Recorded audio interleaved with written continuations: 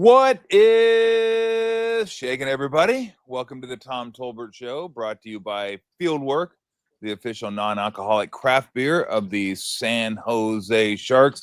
And you know they are affiliated with Tyler Toffoli. Every time he scores or gets an assist, you get 50% off your craft beer or non-alcoholic beer the next day at Fieldwork. Another athlete that they're associated with, and we'll get to that in a little bit, is Patrick Bailey of the San Francisco Giants, who's nice enough to join us during this busy time of the year. Patrick, thanks, man. I really appreciate it. Thank you guys for having me. So I played in Charlotte for 2 years. I bookended my career. At my beginning of my career, I was with the Hornets, their inaugural season, and then I was there my last year. I played with the Hornets, and it was a little bit of a culture shock for me growing up in California. I grew up in Southern California. Going to Charlotte was a little bit, it's like, okay, this is different. I had a little bit of an idea. My family's from Alabama. My dad's side of the family from Alabama. So I had a decent idea what country living was like. And I mean, fantastic people. I mean, I love the hospitality is unbelievable, but it was different. Same for you coming from like North Carolina to California? Yeah, no doubt. Same experience, different end of the spectrum. But it's been good, man. It's been good. We've really enjoyed being out in San Francisco Bay Area, and it's definitely different than kind of where we're growing up and where we're living now. But it's a good different. It's a lot of good food, a lot of good people, and no, there's no doubt about that. I felt the same about Charlotte. It was like a good different. The open spaces, like the huge. I had an Alaskan Malamute back then, and he loved to go run around the backyard and stuff. Like, we had a big backyard, and look, you can't beat two things: country hospitality, Southern hospitality, and Southern cooking. Now, Southern cooking isn't the best for you. My grandmother would fry a shoe if you let her. It was like didn't matter. It didn't matter what it was. Like, what is this? Oh, it's just fried. That's what you did to it. Okay, fantastic. But I mean, those are the two things that are constant, aren't they? Like, Southern cooking is fantastic, and Southern hospitality is probably undefeated. No doubt. Those are the staples. That keeps you home for sure. That keeps you home. No doubt about it. Well, congratulations on your second Gold Glove. What did that mean to you? Oh, it was cool. Again, just another year where you kind of, I guess, get an award for the work you put in, and obviously kind of getting voted on by the coaches and the people that kind of watch you play every day. It means a lot. So where are you with the automatic ball strike and the challenge system? Because you're a technician back there, and that's part of what gives you value to the team. Not the only thing, but one of the things. I mean, you are fantastic behind home plate. You're fantastic with the pitching staff. Your framing, I don't think has a peer. But so where are you with that? I mean, the challenges are a little bit different than the automatic balls and strikes. I'm okay with the challenges, I think, Patrick. If it was just a robot, then I'd be like, what are we doing back there? We can't have a robot back there. How do you see it? I mean, to be honest, at first I was like, great, this is going to take away a big strength of mine. But kind of looking into it, me and our coach have kind of dived into kind of what it would look like in our analysts, and to be honest, I think it's going to come down to just kind of like dominating the 50-50 pitches, the borderline zones. Because as good as eyes is the best hitters and the best catchers and pitchers in the world, like those ones that are just off the plate, like those are going to be hard to challenge. Yeah. Right. Hard to challenge. So it's gonna take away, the big misses, but you have big misses both ways, right? Like, umpires are human. They make mistakes as we make mistakes. Referees, everybody, like, it's a hard job. And so there's 100% strikes that are called balls. And so, we'll be able to challenge those as well. And so I think it'll just kind of expand your repertoire, your tool belt. Is like, catchers are going to have to know the zone and be good at challenges.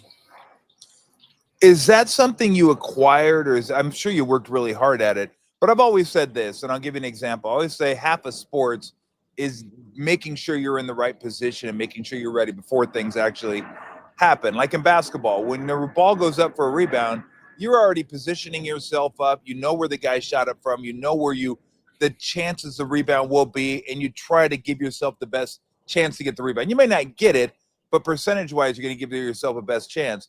As a catcher, talk about the skill of locating the pitch, because it's not just locating the pitch, it's how you catch it. And if you catch it funky, elbow out and it looks weird, you're not going to get the call. Some guys yank it back in really quick. I'm like, dude, who are you fooling? You're over here and you yank, like the guy's going to look at you and go, like, I can't give you anything. You're like messing with me now. How key is that, and how much of a skill, how much did you have to learn that? Just the way you caught it that makes it look better than maybe another pitch that may be the same pitch that gets caught differently. Yeah, I mean, first of all, I've been blessed to have some amazing coaches. If you go look and watch my catching videos from college, like it looks way different than what it is now.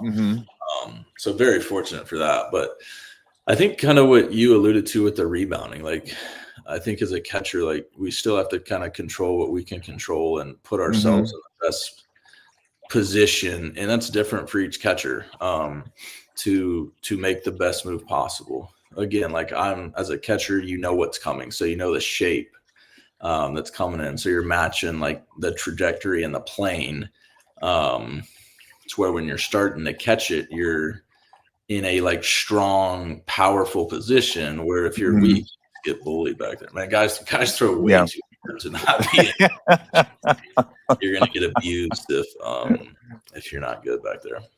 It's amazing. It used to be, I'm 60, so I grew up watching baseball in the 70s and 80s and all the way through. And when the guy threw 95 back there, it's like, oh, dude, we got a power arm. Look at this guy. He throws 95, and it was maybe like 3 or 4 pitches, right? He'd have to hump up to get it to 95. Now these guys are just like, hum 95. It's like not that big a deal. It's wild, isn't it, to see how hard so many guys can throw. Yeah, I think that's close to the average velocity for the right-handed fastball now is 95, which is mind-blowing, but it's what makes it fun. No, look, that's what made Nolan Ryan so incredible, was that like everybody was throwing 92, 93, and all of a sudden this guy's throwing 99, 100. Like now you throw 100, you've kind of seen not 100, but somewhat. You go from like 92 to 100, all of a sudden you're like, holy crap, and then you don't know where it's going half the time. How are you able? I've always wanted to ask you this. How are you able to compartmentalize your hitting and your catching? Because they always say, it doesn't matter. Patrick doesn't have to hit it all and he can catch. I'm like, well, yeah, that's easy for you to say. I'm sure he feels a little bit different. Like, I'm sure he'd like to hit and catch it if it's okay with you. Yeah. How are you able to leave those two, like when you hit and you're not having a great a game or something? How are you able to leave that in the dugout and go, okay, stop, boom, let's go catch, and then we'll get back. We'll worry about hitting. No doubt. Yeah, first of all, I definitely want to be doing both and know it's in there and working hard to do it. But to be honest, it kind of started back in high school. Kind of the summer circuit, like was really struggling with the bat, but like made a couple cool teams. And I was like, oh, okay, like I guess catching brings a lot of value. What I do defensively. And so I was kind of learning quick that what I bring to the team behind the plate is most important. And a lot of people say, what you do at the plate's a bonus, which, everyone wants to perform well. But the last thing I can do, the last thing I think any good baseball player or athlete can do is let some failure on one end of the court or field transition to the next. Because for the most part, defense is effort. Obviously, there takes some talent. There's no doubt about it. But Magic's probably similar in the basketball world, right? Like, there's some guys that have the talent and ability, but if they're frustrated with missing a couple shots, and that's probably the quickest way to earn the respect of your teammates. And again, for me, it's like I need to get the best out of our pitching staff, and they need to know that no matter if I'm 4 for 4 or 0 for 4, like I'm locked in and like doing my work back there. And that's the thing. It's like you could go out like as a basketball player and miss a couple shots and like defensively maybe a blow-in assignment. And then look, it's not cool, but you're responsible for a staff. Like those guys are counting on you to be at the top of your game. So not only is it I'm letting the individual guys down by not being as locked in as I can be. So that's got to be extra motivation. Like, look, I owe this guy my best behind the plate, and then you got to know their personalities, and then you got to know their pitches. that's probably got to be kind of fun, but I would imagine fairly exhausting when it comes to it down to it. Yeah. Mentally, it's crazy. At the end of the season, Yeah. it's like, obviously there's some physical exhaustion, but what you said, it's like the mental side of it where like I don't get many breaks during the game where like I have to be locked in. I don't get the in between pitches, get to look up into the stands and see what's going on. But like you said, it's something that I really enjoy and kind of always keeps me locked into the game. How do you handle an umpire if he's not giving you pitches you think you should get, that you know are strikes or know are not strikes? Because you're a hitter as well, so you can't go too crazy as a hitter because you're also catching it. Basically, it's just like, hey, I want that behind home plate. But I always thought, refs and umpires hate to be shown up. So like the whole shoulder slump or the whole this or that, that's not going to work. Do you talk to him like without like it making a big deal? Like I thought I had that one. Are you sure that was low? How do you try to get your point across to umpires without them feeling like they're being shown up? Yeah, you said the most important part. Like they don't want to be shown up in front of people. They're trying their hardest. Like they're doing it at the highest level as well. I think it's very easy for us to forget that as players. Yep. Like they're trying to be perfect. We're trying to be perfect. I make mistakes. They make mistakes. For me, it's just like conversations in between innings. Typically, like I'm always with them. It's like, hey man, like I think that was there. Can you stick with it? Hey, I don't think that was there. Like, and you just talk to them. Yeah. And there's times I'm good at that, and there's times where the emotions of the game take over, and I got to go apologize the next inning. Yeah. Like that wasn't cool. Like that was I was wrong because I'm wrong plenty of times too. And like, hey, I think that's there, and it's not. So yeah. Well, I think that's one of the biggest signs of a really good official, no matter what sport it is. Understanding the pressure the athletes are under, understanding they're going to lose it, blow up occasionally, and not go back at them. And I've always had my problem with some baseball umpires because I feel like they antagonize and they look for a confrontation where you want to diffuse everything. And some guys in basketball used to do that, the old school guys, but most of them are like, look, Tom, here's why I called this. Here's why I did it. If you don't agree with me, that's fine. But that's it. I let you get it off your chest. Now we're done. But I just don't like the guys that come back because they got to understand there's so much pressure to being a professional athlete. I mean, they should know that.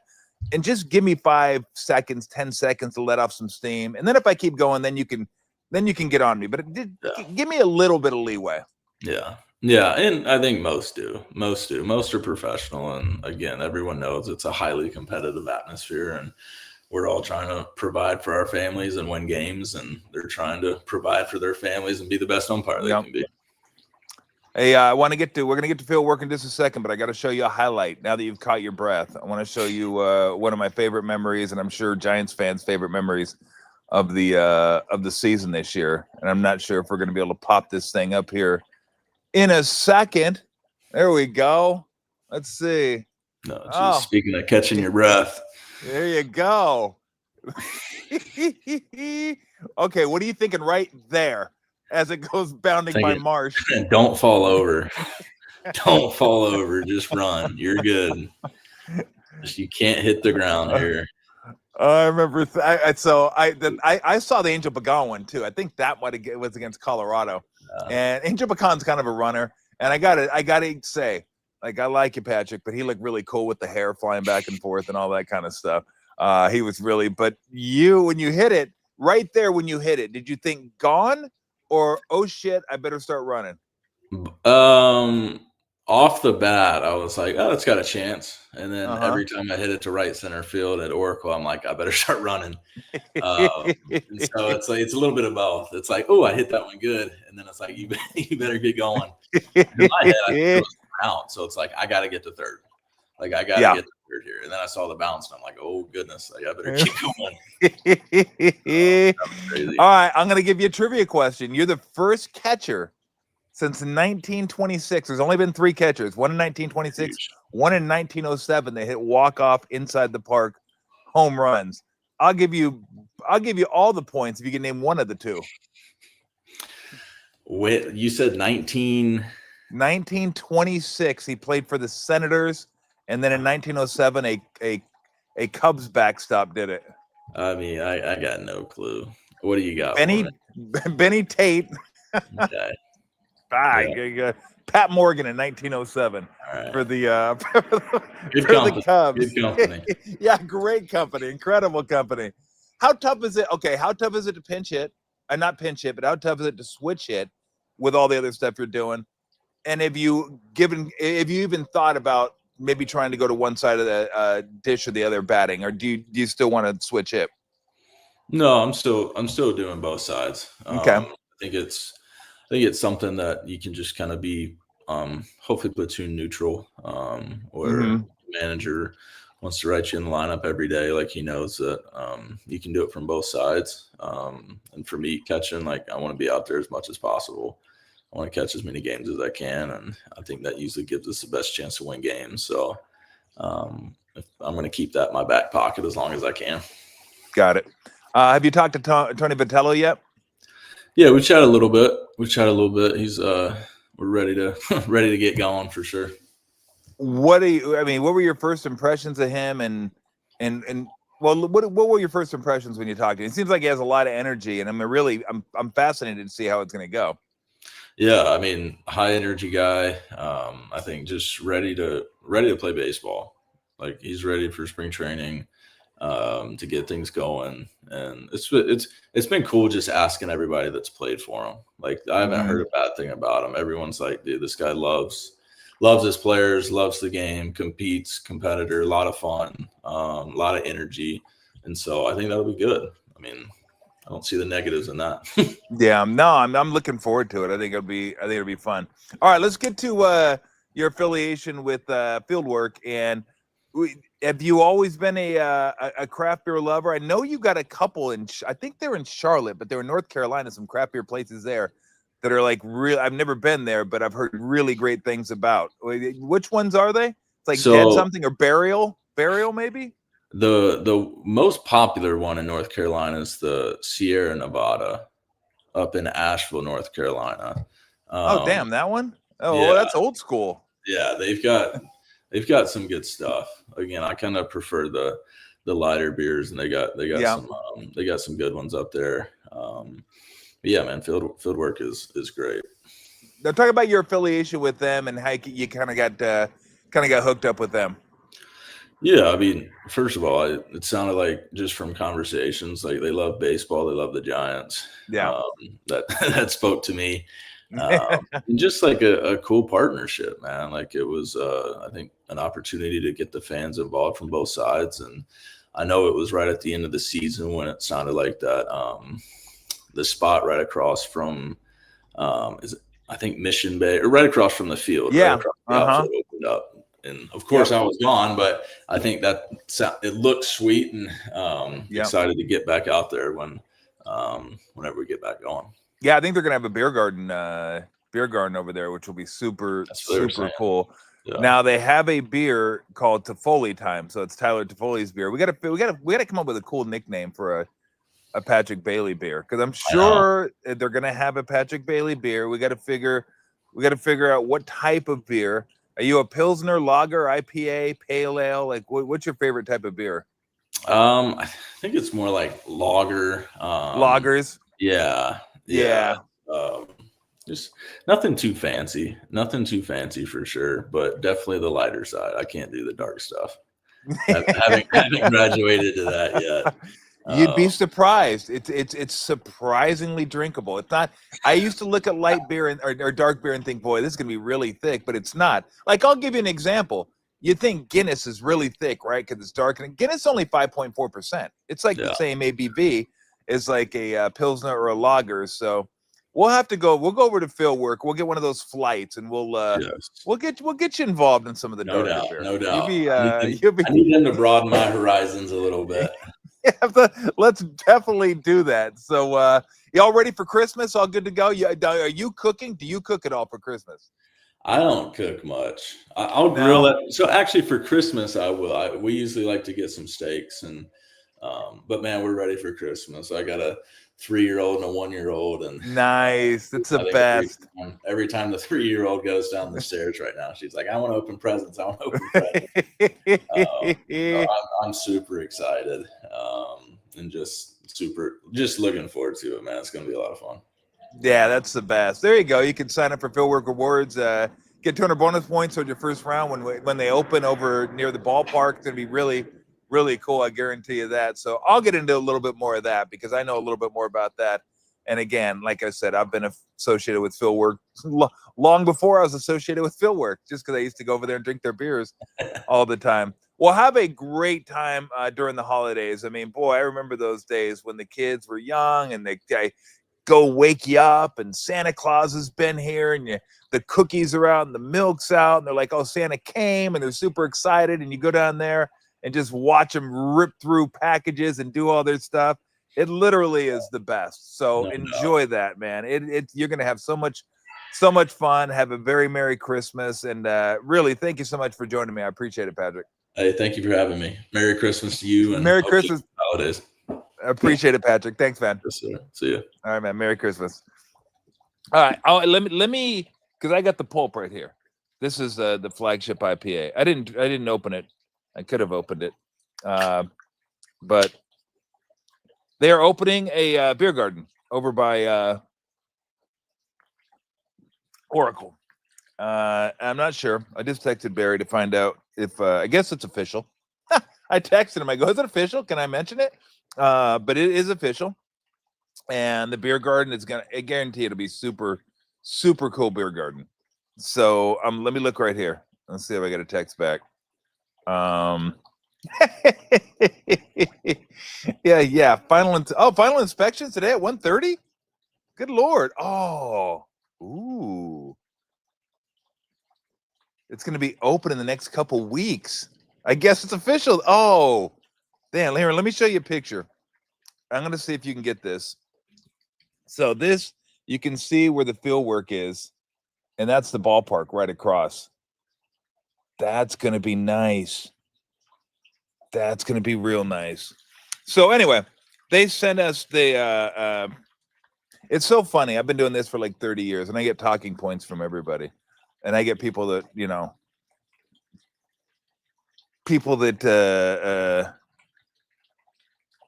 want to ask me what I'm going to ask. I'm like, don't ask me what I'm going to ask people, okay? I know what I'm doing. I may miss a question or two, but I'm not Aiden Ross, okay? I'm not trying to get it. I'm not trying to get anybody. And Barry sent me, the fieldwork people sent me some talking points, and I'm like, bro, are you serious? Like, I'm a walking billboard for craft beer. Like, if that's one thing, people trust my beer commentary more than they trust my basketball commentary, I think. I'm pretty sure. Because they think just because I'm friends with Steve Kerr, I suck up to him. And that's the only reason I like Steve Kerr as a coach, because he sucks. He's fucking awful. And I just don't see it. But they do respect my beer opinions. So when I say Fieldwork is really good beer, it's really good beer. You should know this. Yes. Do I trust Fieldwork when I go to Fieldwork to get great craft beer? Yes. Local beer? Yes. So I told them, I go, just trust me with the Fieldwork. I got you. I've been going there for 6-7 years now. I went there on my own. After I tasted their beer, I wish I could remember the name of the beer. It's one of their 420 beers. Whatever, how many beers they have. I go, can you just keep some beers on tap, like, that I like, instead of rotating them through and like, hey, it's coming back. When? August. Fucking August. It's February. Can we like speed this process up a little bit? But now they did, that's how craft beers do. Get craft. They don't have like a lot of flagships. Although Pulp, like I said, Pulp's a flagship. But I went over there, and I used to go over there all the time. And I got these crowlers. Remember the crowlers? Before they had cans, these 32-ounce crowlers. So I'd go there on Friday before football weekend. And Barry was usually over there at that point. We'd, have go beers, talk. Alex, the brewer, was over there sometimes. And we just, BS, talk sports, talk beer, whatever. Just talk about whatever. And I used to go home sometimes with like 15, 16 crowlers, like these monster double IPAs, triple IPAs, heavy IPAs. And I'm not sure, like, now that I look back at it, I'm like, God, what was I doing? I mean, I was just crushing like 8, 9 crowlers on a Saturday. Now, I'm not saying this because you should do it. I'm not saying it because I should have done it.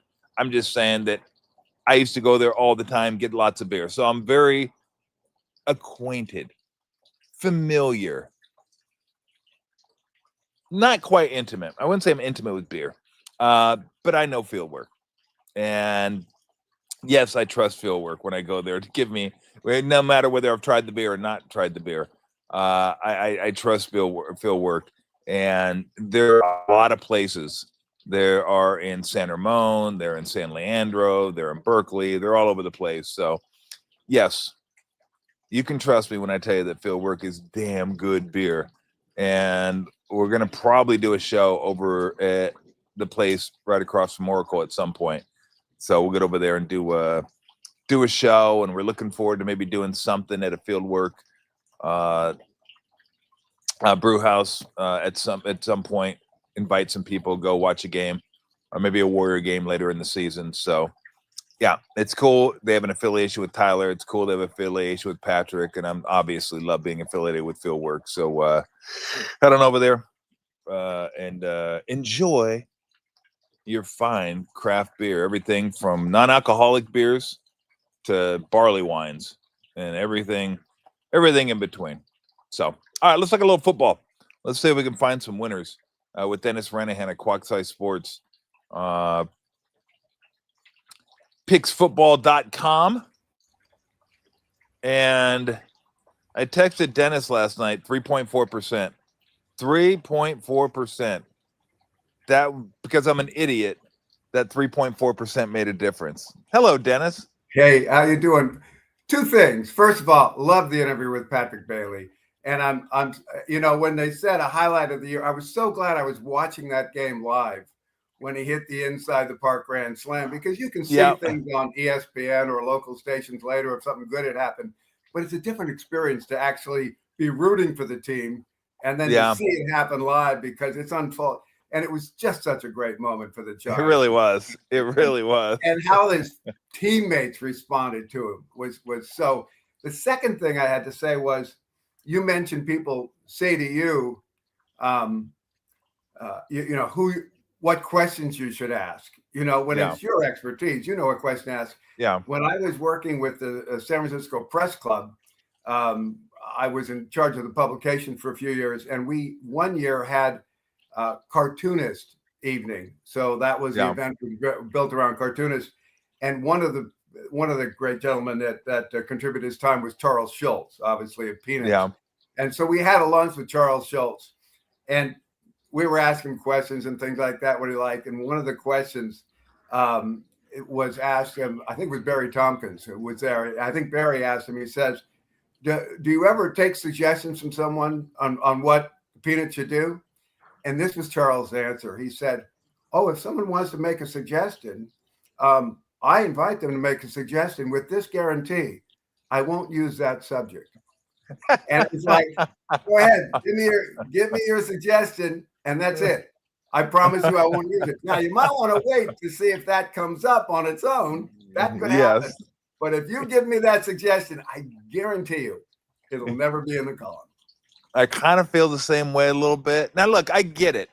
This is what these people are hired to do, right? They're publicists. They're hired to protect people, and especially with the Puka thing that happened a couple of days ago. Although the more I'm reading about Puka, I mean, he may just be a dumbass. I mean, I think he got suckered, but he may be like one of these wannabe streamers. I missed it. I heard him talking about it.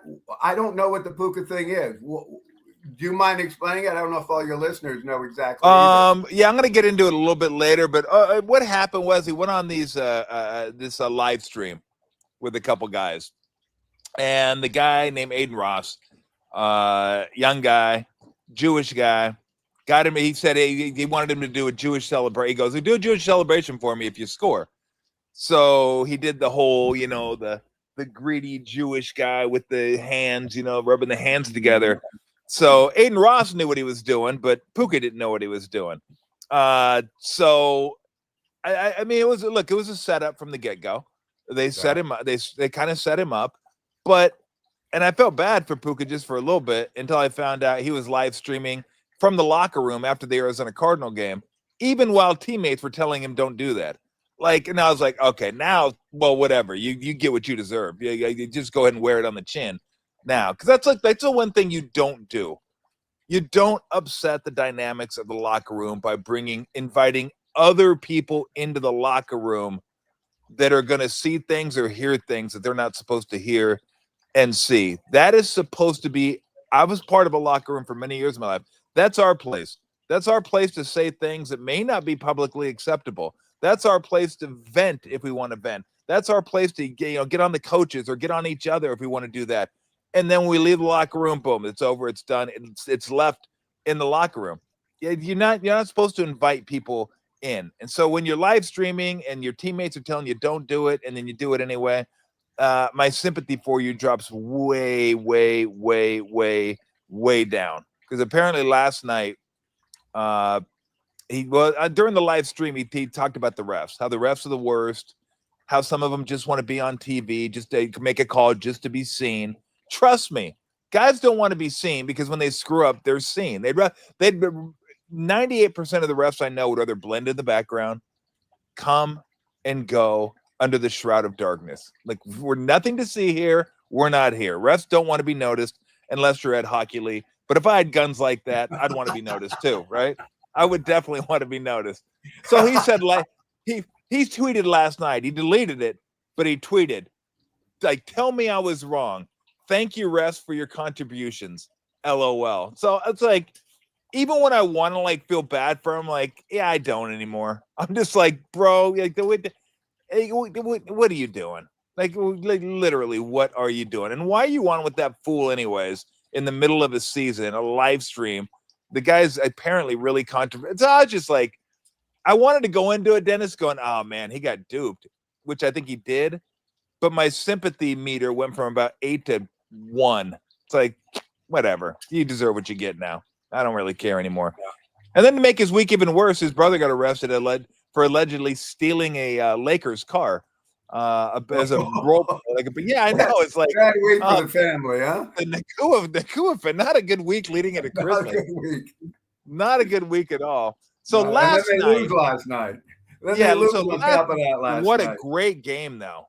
Wow, It would have been better. It would have been better if Seattle would have won by more than 1.5. You know, given the line opened with Seattle, the 1-point underdog. Yes. And I saw it, and I was thinking, boy, that's not a lot of points to be given the Rams. I mean, how good the Rams are. And I like Seattle here. So I woke up on Tuesday morning saying, well, I'll get my wager in. And I saw it, and it was 1. I said, well, let's see what way it goes. Next time I look, it's -1. And I went, oh, no, they're right. That's the play. So that's where I got my bet in. But at the same time, it went up to 2 and then 1.5 and then back to 1. And then the line that we have officially on the site is 1.5. That was the closing line, or as we call it, the Tolbert line. Yeah. And so you fell just into that. So disappointing. 4%. Yeah, I mean, I used to look at spread moves. I used to look at spread moves. I used to look at spread moves, and I know this. You take an opening line and a closing line, and that will change the winner to either a tie or a loser 6% of the time. That's how often that happens. Well, that factor used to just take me off those games. I wouldn't chase line because I said I'm giving up 6% for that. But then I realized that was stupid because sometimes those were 90% plays and the 6% took it down to an 84% play, but it was still going. So I got over, the idea of never taking a line that wasn't as good as the opening number. And these days, with everyone using computers and having more information access, the lines more commonly go the correct way. And I mean the correct way towards the winner. Whereas when I started Quackside in 81, you could just make money betting against the public. You could make money just betting against the line. The line opened at 5, then you take 6.5, take the 6.5. Line opened at 5, now it's 3. lay the, it was just Yep. boom. It was just clear, that the line was going the wrong way. And you just always took the benefit of the spread. Yep. That's different. But so last night's game, very exciting. 2-point conversion was huge for me, Yeah, I bet it was.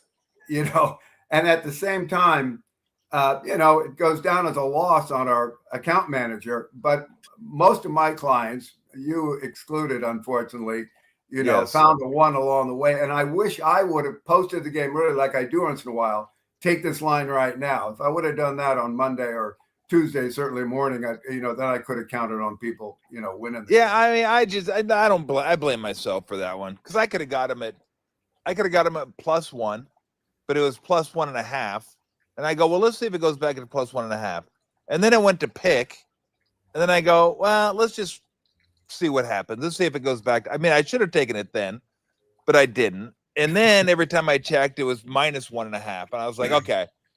I go, I might as well just wait till game time now to see what happens. And it ends up -1.5. And I could see it coming from the first half, just the way it was tracking. And it got there in a very weird way. Like there's no way at the end it should have got there. And it still got there. Like I was so hoping that they would win the toss. I just wanted the Rams to win the toss and go on defense first. Because I knew they were going to go for 2. And as soon as they went for 2, I was like, dead. Doesn't matter. I mean, it doesn't matter one way or the other. 1.5 ain't going to win it, going for 2. No, not winning either way. It was over. I thought I was looking at the 1 as a danger the whole game when it was a 2-point game. And then when they got the most amazing 2-point conversion. Wildest thing I've ever seen. And they give credit to the kid picking up the ball. He didn't know. Oh, Charbonnet? Yeah. He had no idea what he was doing. He just went to pick it up and hand it to the ref. The announcer said, he rushed over the ball. No, he didn't. No, he didn't. He over the ball was laying there and he picked it up and happened to be standing in the end zone. But when they got that, I went, okay, now it's tied. Now we're going to have a 3, 6, or 7. Yeah. Okay, we're out of that 1-point trap. But anyway, it was. Anyway, it wasn't meant to be. I mean, whatever. I can't go back and try to get it now. So, but the biggest news out of that game was, and let's get to this game first. The Niners control their own destiny. Well, there's the play right there, Dennis. Off the top of the helmet or side of the helmet, then it's like, and then watch Charbonnet. So Charbonnet is going to go, okay, what the hell? Just kind of sitting there. Let's just go pick it up. And they go, I did love the Seattle helmets though. They change colors. Like anytime you had a different angle you looked at them, I kind of dug the Seattle uniforms. But yeah, I love that right there. He's like, it's just sitting there. Let's just, there you go. I'll go pick it up, see what happens. And they were getting ready to kick off. I've never seen something happen so late. Now, I'll give Terry McCauley credit. He was in the booth and he goes, hey, I think what they're going to look at is that a backward pass? And it was one of the few times that an actual official that's in the booth offers us anything that's interesting. Most of the time it's like, yeah, that was a fumble. His knee wasn't quite. I'm like, yeah, I can see that. I don't need your help on that one. People complain about their officials hurting their team. Incompetence knows no side. The officials are amateurs as to what they should be. When the NFL brags about how they saved the kid's life at the Buffalo Bill when he had the heart situation a couple years ago. Oh, Hamlin. Yeah. And they talk about all the experts that they had on the sign and the medical experts and everything else. And, I used this sample in a story once. I said, well, what if ran out there was a librarian and a lawyer and an insurance salesman, and tried to help that kid? It wouldn't have worked like it did with the medical professionals out there. But that's exactly the professions of the people that then started reffing the game. They didn't resume that game. But that was the people that were reffing that game. That's their game. They're school administrators, they're lawyers, there's a dentist. There's different ones that do it. Give me full-time referees. Did you ever see the movie? Did you ever see the movie 300? I did, but I don't remember it necessarily. But I know Okay. I've seen. So anyway, it's 300. It's professional soldiers. Like Gerard Butler was the leader. I think King Leonidas, and he was a Spartan, right? Badass professional soldiers and everything. And they're going to fight. So they're marching and they run into Arcadians who are also Greece, but they're not professional soldiers. So they run into each other on the way, and the Arcadian guy, the leader, says, "I thought your forces would have at least matched our forces because they had more people than them." So Butler, King Leonidas, starts asking everybody like what they do. Arcadian, what's your job? And he goes, "I'm a potter, sir." They go, Arcadian, what's your job? I work construction, or I'm a carpenter. He goes, Arcadian, what's your job? He goes, I'm a goat herder, whatever it was. So then he turns around and he goes, Spartans, what's your job? And all of them in unison go, oh. And he said, see, Arcadian, I brought more soldiers than you did. That's what you're talking about. There's a bunch of potters out there that are calling NFL games, but I don't know what the hell. What the hell are you going to do? This is a bazillion-dollar industry now, and plus now they're in bed with gambling. And so there's just no reason not to have 200 great refs in the prime of their career, not 58 years old, but 28 years old, in the prime of their career, getting paid enough for a full-time position that works around the clock, and you won't have 7-minute conversations at the middle of the field trying to decide what a rule is, because everybody know what the rule is because they've worked on it 7 days a week, 12 months a year. Anyway, that's what I feel about it. I got Trump. All right. Okay. Then we'll get to some games. See if we can find some games for everybody this week. Like I said, I already screwed that one up, so I feel kind of bitter, but it's over. I can't do anything about it. All right, well, let's get to the game I said we're going to get to. Niners went out. They're the number 1 seed. That would be the most unlikeliest thing of the season because it's always been Seattle, Rams, Seattle, Rams, Rams, Seattle, 2 of the best teams in football. And the Niners were just kind of lurking, like they were off screen, just a little. They're like right here, like right there, Dennis. And then the Niners just went, hello. It's like, oh, damn, the Niners are right there. Forgot about the Niners. Where'd they come from? And if they went out, they're going to be the number 1 seed, which would be the most unlikeliest thing, one of the most unlikely things of the season. Now, I know how you feel about this game. I might feel a little bit different, but we got the Niners, I think, laying 5.5 in Indy this Monday night, which, by the way, everybody, Brent and Bergie will be doing a show with me. We're all 3 going to be doing the show after the Monday Night Football game, so you can join us for that. What are your thoughts on this one? Well, it's interesting. First of all, Phillip Rivers. I want to know if they're restarting the clock on his induction into the Hall of Fame. They are. So he has to go another 5 more years. Yep. Mm-hmm. Yeah, but he gets insurance for his 10 kids, so it's a nice exchange. He gets a new insurance policy for playing right now. Yeah, a lot of kids. It's the fact that Seattle last week just tossed their helmets on the field and figured this is going to be easy. The guys, is he getting his Social Security checks yet? And so, we can handle him, and he hadn't played in 5 years. And he played good, but really played good was the Colts defense against Seattle. They did not allow a touchdown. The 18-16 final was achieved by 6 field goals. And so, and all season long, early in the year, the first half of the year, when the Colts were doing very well and in first place, it wasn't their defense that was getting that done. It was Daniel Jones and his offense. They were outscoring their defense, but in those games. And that second loss, the first loss was when the guy forgot to take the ball in the end zone against the Rams. The second loss was when they had 5 turnovers against the Steelers and still lost only by a touchdown. And I always look at that when you have a lot of turnovers and lose close or win, that's something different going on there. And so I was surprised by the Colts defense in Seattle. Now, San Francisco goes to Indianapolis. Yeah, they got the break of their lives last night to create the situation where they are controlling their own destiny. I don't think the Destiny's going to go quite as well as the 49er fans would hope. I think this is a real tough game for them in Indianapolis. I think the Colts will, the home debut, or else going to be horrible. Maybe Phillip comes out and has more confidence than he deserves because he played well last week when no one expected it. But I think the Colts will be right there. I think I'm still looking at 6 points. You're talking 5.5. Okay. In any case, that line, I'm looking at the number as the side to be on there. And I hope the 49ers win. Understand, I'm not rooting against them. But I may be betting against them. I do have 6s and 5.5. So make sure you shop around. Here, let me give you a little, if you're going to bet on the Niners there, you want to lay the 5.5. And Thank you. That hurt.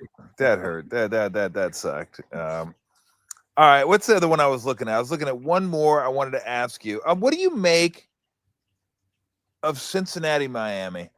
Because this line went from pick nothing. Okay. Because I was wondering, because we know Tua's out and yours. Well, you know what, Dennis, before we get to that, talk about this on the bottom of the screen. That's special. You're going to offer people, because I want people to know about that. They put it up there, and I don't know if people saw it, but if they can see it now, and also you talking about it, tell everybody what you're going to do for the people that listen. Well, this is your first year with your podcast. I know that on KMBR one year we ran a special, the Tom Tolbert special, for 1 week, and we had a good response to it. And so, quite frankly, from my standpoint, I like to allow as many people into our information to benefit from it.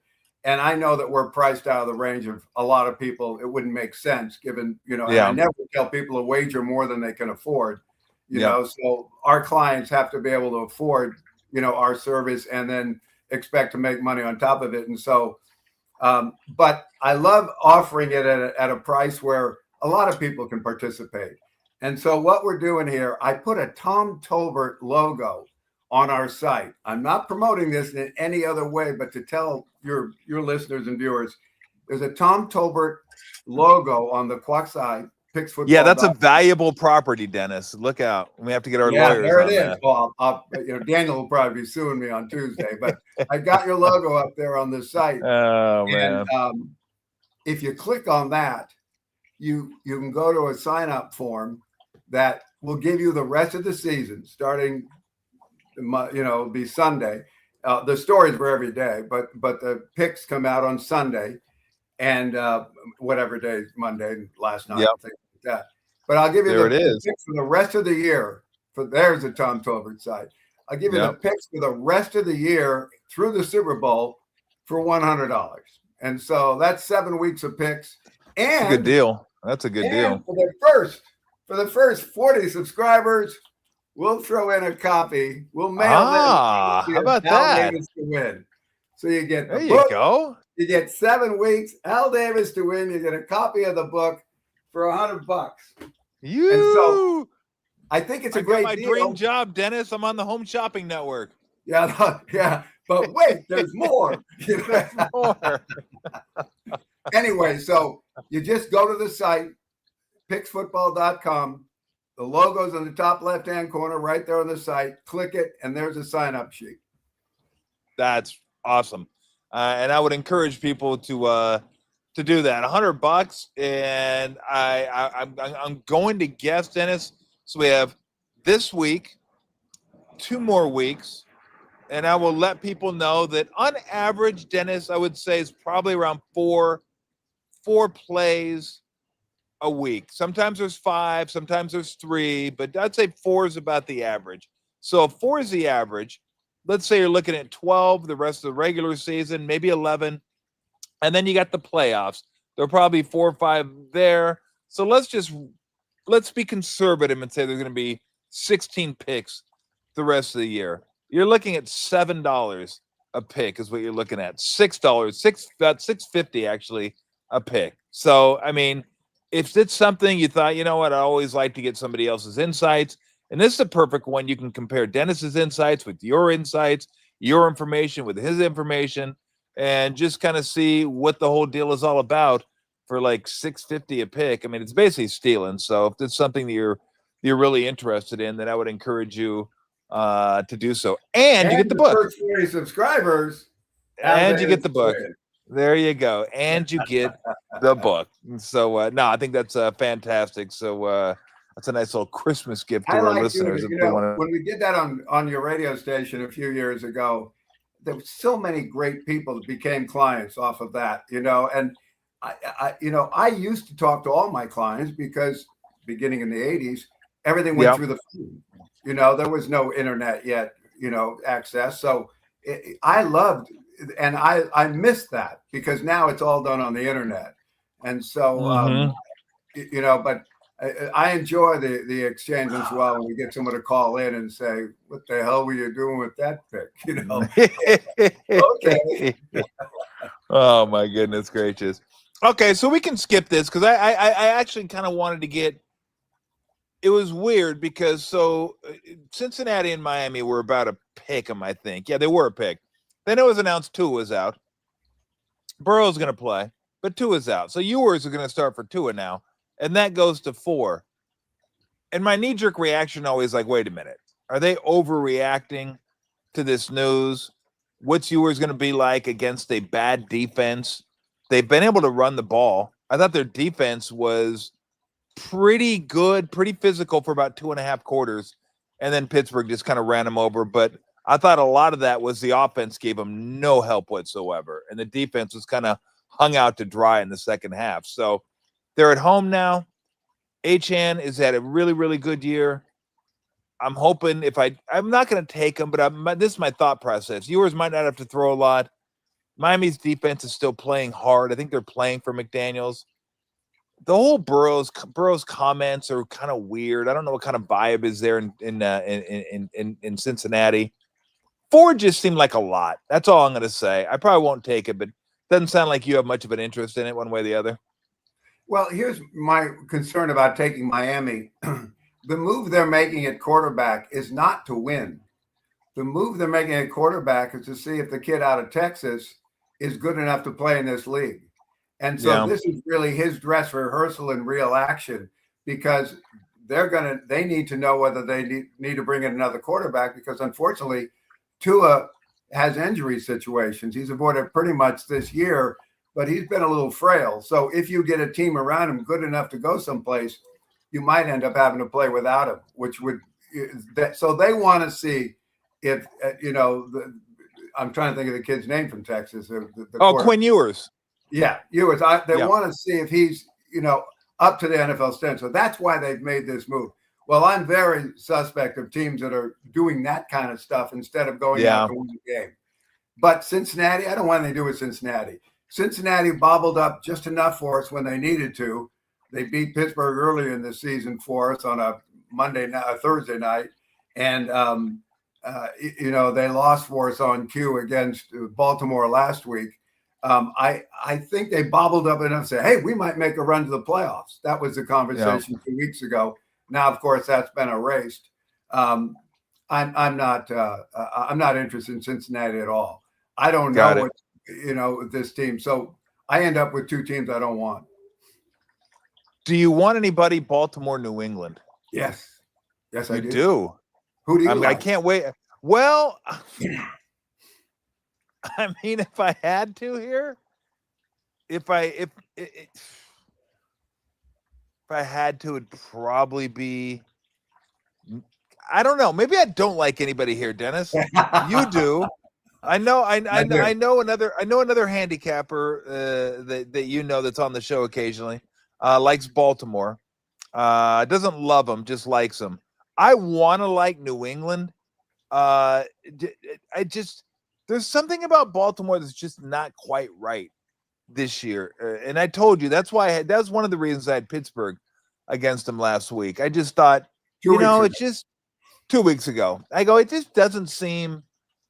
It didn't I didn't love Pittsburgh. It wasn't so much a bet on Pittsburgh as a bet against Baltimore. And I don't know if something's wrong with Lamar Jackson, but the defense isn't great. The offense isn't great. They're not running the ball all that well. He doesn't run the ball. Lamar doesn't run the ball as well as it it just seems like something's off for some reason. So I don't know. Again, when you ask me, who do you like? I guess I like New England, but when I was trying to explain it, I don't know if I like them well enough to say I want to put money on them. But again, you might have an opinion and change my mind. Well, here's the situation from my perspective is I keep looking at this Baltimore team. We've been pretty right on Baltimore all along. I skipped that Pittsburgh game because I thought they might be overdone, but we had them last week, against Cincinnati in Cincinnati, and I was pretty well alone amongst handicappers on that side of that game.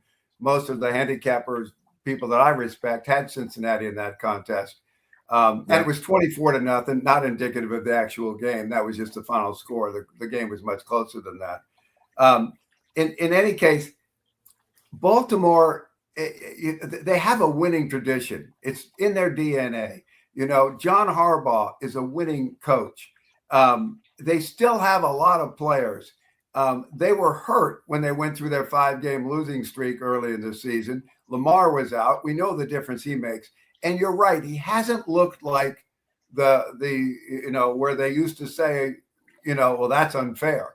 He was so good. He can run, he can throw, he can pull the defense in, run by him, he can throw over him, and it was magic for me. Never won a Super Bowl, never got to a Super Bowl yet with all that talent, that they were bragging about. I just think Baltimore started 1-5, right? And then they made the run and they caught Pittsburgh and then they lost to Pittsburgh. And now Pittsburgh, wins at Miami, which puts the pressure back, or against Miami, puts the pressure back on Baltimore.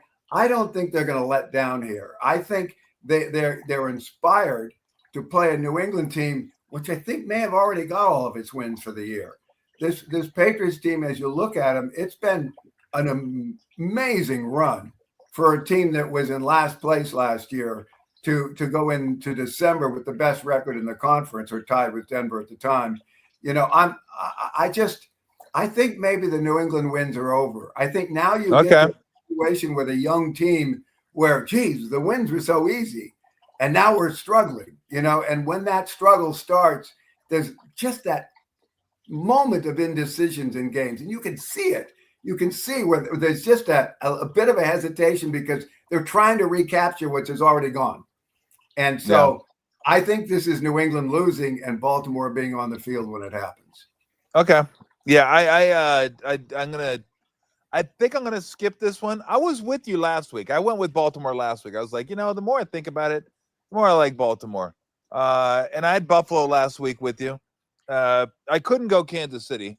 You were smart to have Kansas City. Well, I love Kansas City. By I don't know if I'm smart. KC. Yeah, I don't know if I'm smart.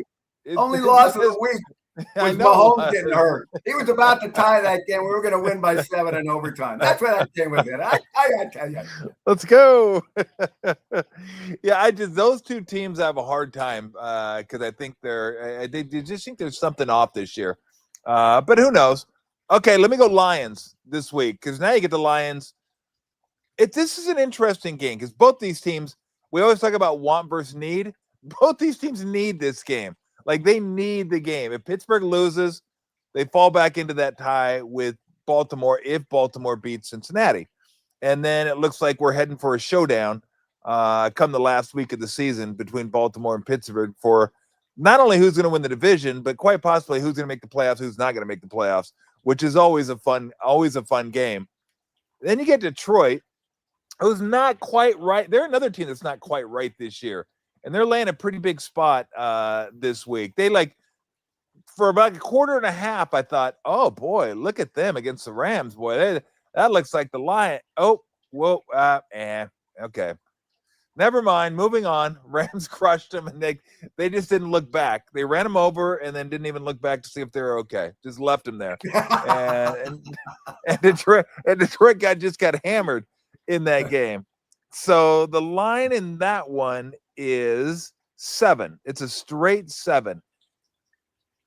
I don't know if I'm going to take this one, Dennis. I almost want to take Pittsburgh because it just seems like such a perfect spot for Detroit. It seems like this is a spot where people are going to go, oh, Detroit's good at home. Now that everybody knows about Detroit after a loss, Like that wasn't a stat that everyone knew about. Now everyone's throwing that around. Like, oh, look, Detroit after a loss, 13-1 or 14-0 or 15-0 and 14-1, all that. I always feel like when the stat gets widely known, then it's, okay, let's go against the stat because everybody knows the end stat. of the stat usually. Exactly. Exactly. So that being said, and the line is at 7 and it was at 6.5, went to 7, and then it's been at 7 now for like I think 3 days. I don't know. This one just seems like you just bite your lip and take Pittsburgh, even though the trends say take Detroit on this one. How do you see this one? Yeah, I love this play. So we started a situation where it was 6.5, and I didn't even get a chance to wager on it at 6.5. It was 7 the first time I saw it, and I bought it right then. I bought it right then. I said, "Give me the 7, to lay the 7." I'll lay that number right now because it might go to 8. Was my thinking on Tuesday. Yeah. It might go to 8. And the reason for that is you say this is a must game. It's a must game for Detroit. Both of them, I think it is. Yeah. They're chasing both Chicago and Green Bay. It's not a must game for Pittsburgh. And because of this, all that matters for Pittsburgh, they could lose the next 2 weeks. And if they beat Baltimore on the final day of the regular season at home, they win the division. Yeah, good point. They could win the next 2 weeks. And if they lose that last game at home to Baltimore, they could lose the division, assuming Baltimore wins those 2. That's all they got to focus on is that last game of the season in Pittsburgh against Baltimore. That's going to decide that division. And right now they're 1 up on Baltimore. So they have the advantage of, and of course, because they beat them 2 weeks ago, if they won the last time and they ended up in a tie, that the head-to-head would go to Pittsburgh with the 2 wins over Baltimore, and that's how they'd win the division. So that's all that matters for them. So this is not only not a need game for Pittsburgh, they really don't need it. They really don't need it. They would love to win the next 2 and have Baltimore lose one of the next 2 and have Baltimore come to Pittsburgh 2 down with 1 to go. That would be great for Pittsburgh, but that's really out there in the want category. Yeah. The need category is Detroit coming off a loss, going home, and needing to win to hope that they catch either Green Bay or Chicago to get into the playoffs or win a wild card as a 3rd team from that division. But so it's a must game for Detroit, and they'll get it, and they'll get it big. This is not going to be close. This is every time I say that, it never happens. I'm sorry, I cancel the universe. We're really going to be working hard. I know this is going to be a tough one. And that's hilarious. Just hang in there. I hope you don't get your asses beat. Come on, guys. Get the field. I think Detroit wins big here. Okay. See, it's going to be interesting because I think there is a scenario that if they win the next 2 games, they're going to have it clinched on the last game of the season because Baltimore goes to Green Bay next week. So they have a pretty tough road coming in. Patriots at home, at Packers, and then Steelers. So, but I get what you're saying. And now that you say it and verbalize it, I agree with you. I think they need it, and the Packers want it. They don't need it as much as certainly as much as Detroit. I think that's pretty good. So I might not do anything with that game. Falcons Cardinals. How about Falcons Cardinals? That's a foul. Hey, by the way, Pam said last week. That's no pun intended, by the way. Let me tell you this. Last week we were watching the Kansas City game, and there was one other game you picked that you won. And Pam looked at me, because she knew you weren't on Kansas City. And I'm trying to think what game you won. You won easy. You had Chicago, didn't you? Over the and that was like 31-0 or 31, whatever it was. And she said, you should just listen to Tom. Don't do that. I mean, I appreciate it, but don't do that. Pamela, you're not going to be happy with that. You're not going to be happy with my results. All right, give me the birds, the Falcons and the Cardinals. That's a Again, that's a foul game if there ever was one. Falcons laying 3. Falcons are laying 3 at Arizona. This might be one I take Arizona because in what world are the Falcons a road favorite against anybody? They do not deserve to be a road favorite against anybody in the league. So just on principle, I'm probably going to end up, and I think Arizona stinks. They've mailed it in, but you're going to lay. Someone's laying points with the Falcons on the road. Please, I'm going to be. I will. I don't know. It may. Well, I was going to say it may not be. All my wagers are the same. I just keep them flat across the board. So if I bet it, it'll be a wager. But I think I'm going to be on the Cardinals there just on principle, Dennis. Well, I really am excited to get the numbers in tonight when we canvass the casinos, because I want to see how many people are, lemmings going off the hill following the Falcons after they beat the Buccaneers last week. Yep. If there's a good percentage of the public on the Falcons, that really enhances the play on the Cardinals here. But we'll see what it is. The Cardinals are the Cardinals, no great shakes there. But certainly, if we're going to take a side in this game, the side is the home team. All right, let me give you a quality game. Jaguars, Broncos, Ogden's Jaguars. Who they're an interesting team because Trevor Lawrence has been playing better. Their defense is really good. They stop the run. They don't get after the quarterback quite like the Broncos do, but I don't know that anybody does. It may be a 17-14 type game, 17-13 type game, but I don't know. I don't really have an opinion on this one other than I think it's going to be a lot of fun to watch. I guess if I was getting, I don't know if it's 3 or 3.5. If I was getting 3.5, yeah. Okay, I might be inclined to take the Jaguars in this one because I think it could be a low-scoring game, but it may just be one I watch. But I'm looking forward to watching. I can't believe I'm saying I'm looking forward to watching a Jaguar game. What is wrong with me? Maybe I've only hold on a second. Now I've only had Daniel's happy. 4 ounces of beer, so that ain't it. I thought maybe I was hammered already, but what do you make of this game? I was trying to look at my numbers over there, trying to find. I got it written down. I glued it in the story, but here's the interesting thing: these Broncos play well against the good teams. They've beaten Philadelphia. They've beaten Kansas City. I'm trying to think. There's 2 other good teams that they've beaten. And yet, they beat the Niners. Against the no, we're talking about Denver though. Oh, Denver. Okay, yeah. I'm sorry. Denver. I'm sorry. Denver does well against the good teams. Now, Denver against the New York Jets, the New York Giants, the Tennessee Titans, the Las Vegas Raiders, and Washington Commanders. Those 5 teams are combined. I'm trying to add it up in my head. I'm going to get this close. They're like 13 and 51 or something. It's very close to that number. Wow. I was looking for it here and didn't pick it up, but I've got it. It's like that. Those numbers, those 5 teams straight up are 15 and 31 against straight up against the Broncos, against the spread.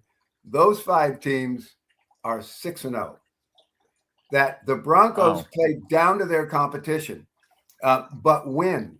Now, that usually indicates a great football team that keeps the action in front of them, has no need to blow anybody away, just stay inside the line, and after 60 minutes, we're going to have more points on the scoreboard. And that's what a great team can do, and maybe that's the category the Broncos fall in, is that they're able to do that, keep the action, their defense dominates. Bo Nix, the quarterback, doesn't make mistakes, doesn't put his defense in an untenable situation. So all of that speaks well to the Broncos. The Broncos have the best record in the league. They have the number 1 seed in the AFL, and they're AFC. They're coming off. They started in the AFL in 1960. Showing my age, and then So now that they're still looking to get that top seed, and here comes the Jaguars. They're also in first place, 2 games behind them in the conference standings, and also only 1 game ahead of Houston in their division standings, while Denver is 2 games ahead of the Los Angeles Chargers in their division race. All that adds up to me is Denver's in such a sweet spot, coming off the come from behind win over Green Bay and thinking, all right, we're favored and people are betting on us and the line's going up. Yeah, we're going to do it again. And Jacksonville's just playing too well. Jacksonville is just playing too well. Now, the concern is that their quarterback, Trevor Lawrence, who's having a real good year, isn't fleet of foot. And Denver leads the league with 58 quarterback sacks, on pace to maybe have the most sacks ever in a season. But I can't lay 3.5 points with a Denver team that didn't beat the spread against those 5 teams I mentioned and are coming off the big win against Green Bay and have a cushion in their division race. No, this is Jacksonville. I'm pretty sure this will be a play for us. Oh, okay. Hey, Trevor Lawrence is kind of fleet of foot. Don't sell him too short. He can actually run a little bit. You ever see that hair moving? Yeah. That hair going back and forth? Like, whoosh, whoosh. I'm so jealous. I'm so jealous when I watch him. Trevor Lawrence came into the NFL with the 4th highest quarterback rating in history from the scouts. He was 4th highest rated. I knew he was really high coming out of college. Number 1 was John Elway. Number 2 was Peyton Manning. Number 3 was from Stanford, went to the Colts. Andrew Luck? Andrew Luck was number 3. Okay, wow. And number 4 was Trevor Lawrence. Wow. How about that? I mean, it kind of makes sense. He was really good at Clemson. Really good at Clemson. All right, give us a game. Give us a game that we got one tomorrow. We got one on tomorrow's schedule. We've got the Green Bay Packers versus the Chicago Bears. Prime time, 5:20. This is the first time I've ever seen this. These 2 teams played 2 weeks ago. Yep. And they came into that game with Chicago having a half-game lead because Green Bay has a tie. They got 40-40 against the Cowboys, I believe, in week 5. And so we've got a situation here where whoever won that game was then going to go up by a half game. Now here we are 2 weeks later and exactly the same situation. The same teams ahead, the Bears, because they won last week, and the Packers lost to the Broncos. So I've never seen this before. In a 3-week period, 2 teams played each other and exactly the same standings, a half game separated, and the same team in first place. And so now you have Chicago, who's, hey, they've played well. This has been a big year for their, first-year head coach and everything else. It's working great. But now you've got Green Bay coming off a loss. And here's the clicker for me, is when they made that eve of the season trade for Micah Parsons, they thought he was the final peg in a championship team because their offense was good, maybe better than good. Their defense was good and now got perhaps great with the addition of Micah Parsons, someone that you're always going to have to double team and everything else. Yeah. And so the idea that Parsons is out for the season, suffering the injury last week, what do you get? You get a fully motivated Packers defense and offense to compensate for the loss of Micah. It's the way I read injuries. So I know that spread, which is opened with the Packers a 1-point favorite, even though they knew Micah was out already. It was the line has gone now to Chicago being a 1.5, 2-point favorite. So now we're looking at, well, I'll see tonight when we canvass the casinos how much action is on Chicago. But I guarantee you the public is on Chicago here thinking, oh, yeah, now they'll pull away from Green Bay. There's nothing in the Chicago DNA that says they pull away from Green Bay here. Nothing. No way does that happen. They didn't do it 2 weeks ago, and it was close. The interception was very kind for someone that was sitting on 6.5 points. Yes. But at the same time, this one will be easier, and this is Green Bay. Yeah. I mean, really, when it comes down to it, Dennis, what's the difference between 1-point favorite, 1.5-point underdog? Those never come into play, do they? 3.4%. Never come into play. Well, who's that going to happen to? I may be the only person that lost that. Don't worry about it. In America, I may be the only person in America. Like, there's so many people that won on that wager, and it's insane that I anyway, whatever. Let everybody know about game day. I always question people that say they lost the Super Bowl between the Rams and the Titans, the 1999. Yeah. There was no reason to lose that Super Bowl, no matter who you wanted. There were plenty of plus sevens available. That's where it landed. There were plenty of minus 6.5s. That won it for the Rams. You either won it or tie it, depending on what side you want. If you lost that game, well, you deserve to lose it. Yeah. That means you either, you didn't take what was available. You got stuck with a 6.5 on the, so points is such a big deal. Such a big deal. They make, we've had 2 games this year that, because of how we've advised our clients, they've tied the Pittsburgh-Chicago game with the +3 that landed on 2.5, and they pushed last night. Whereas, I don't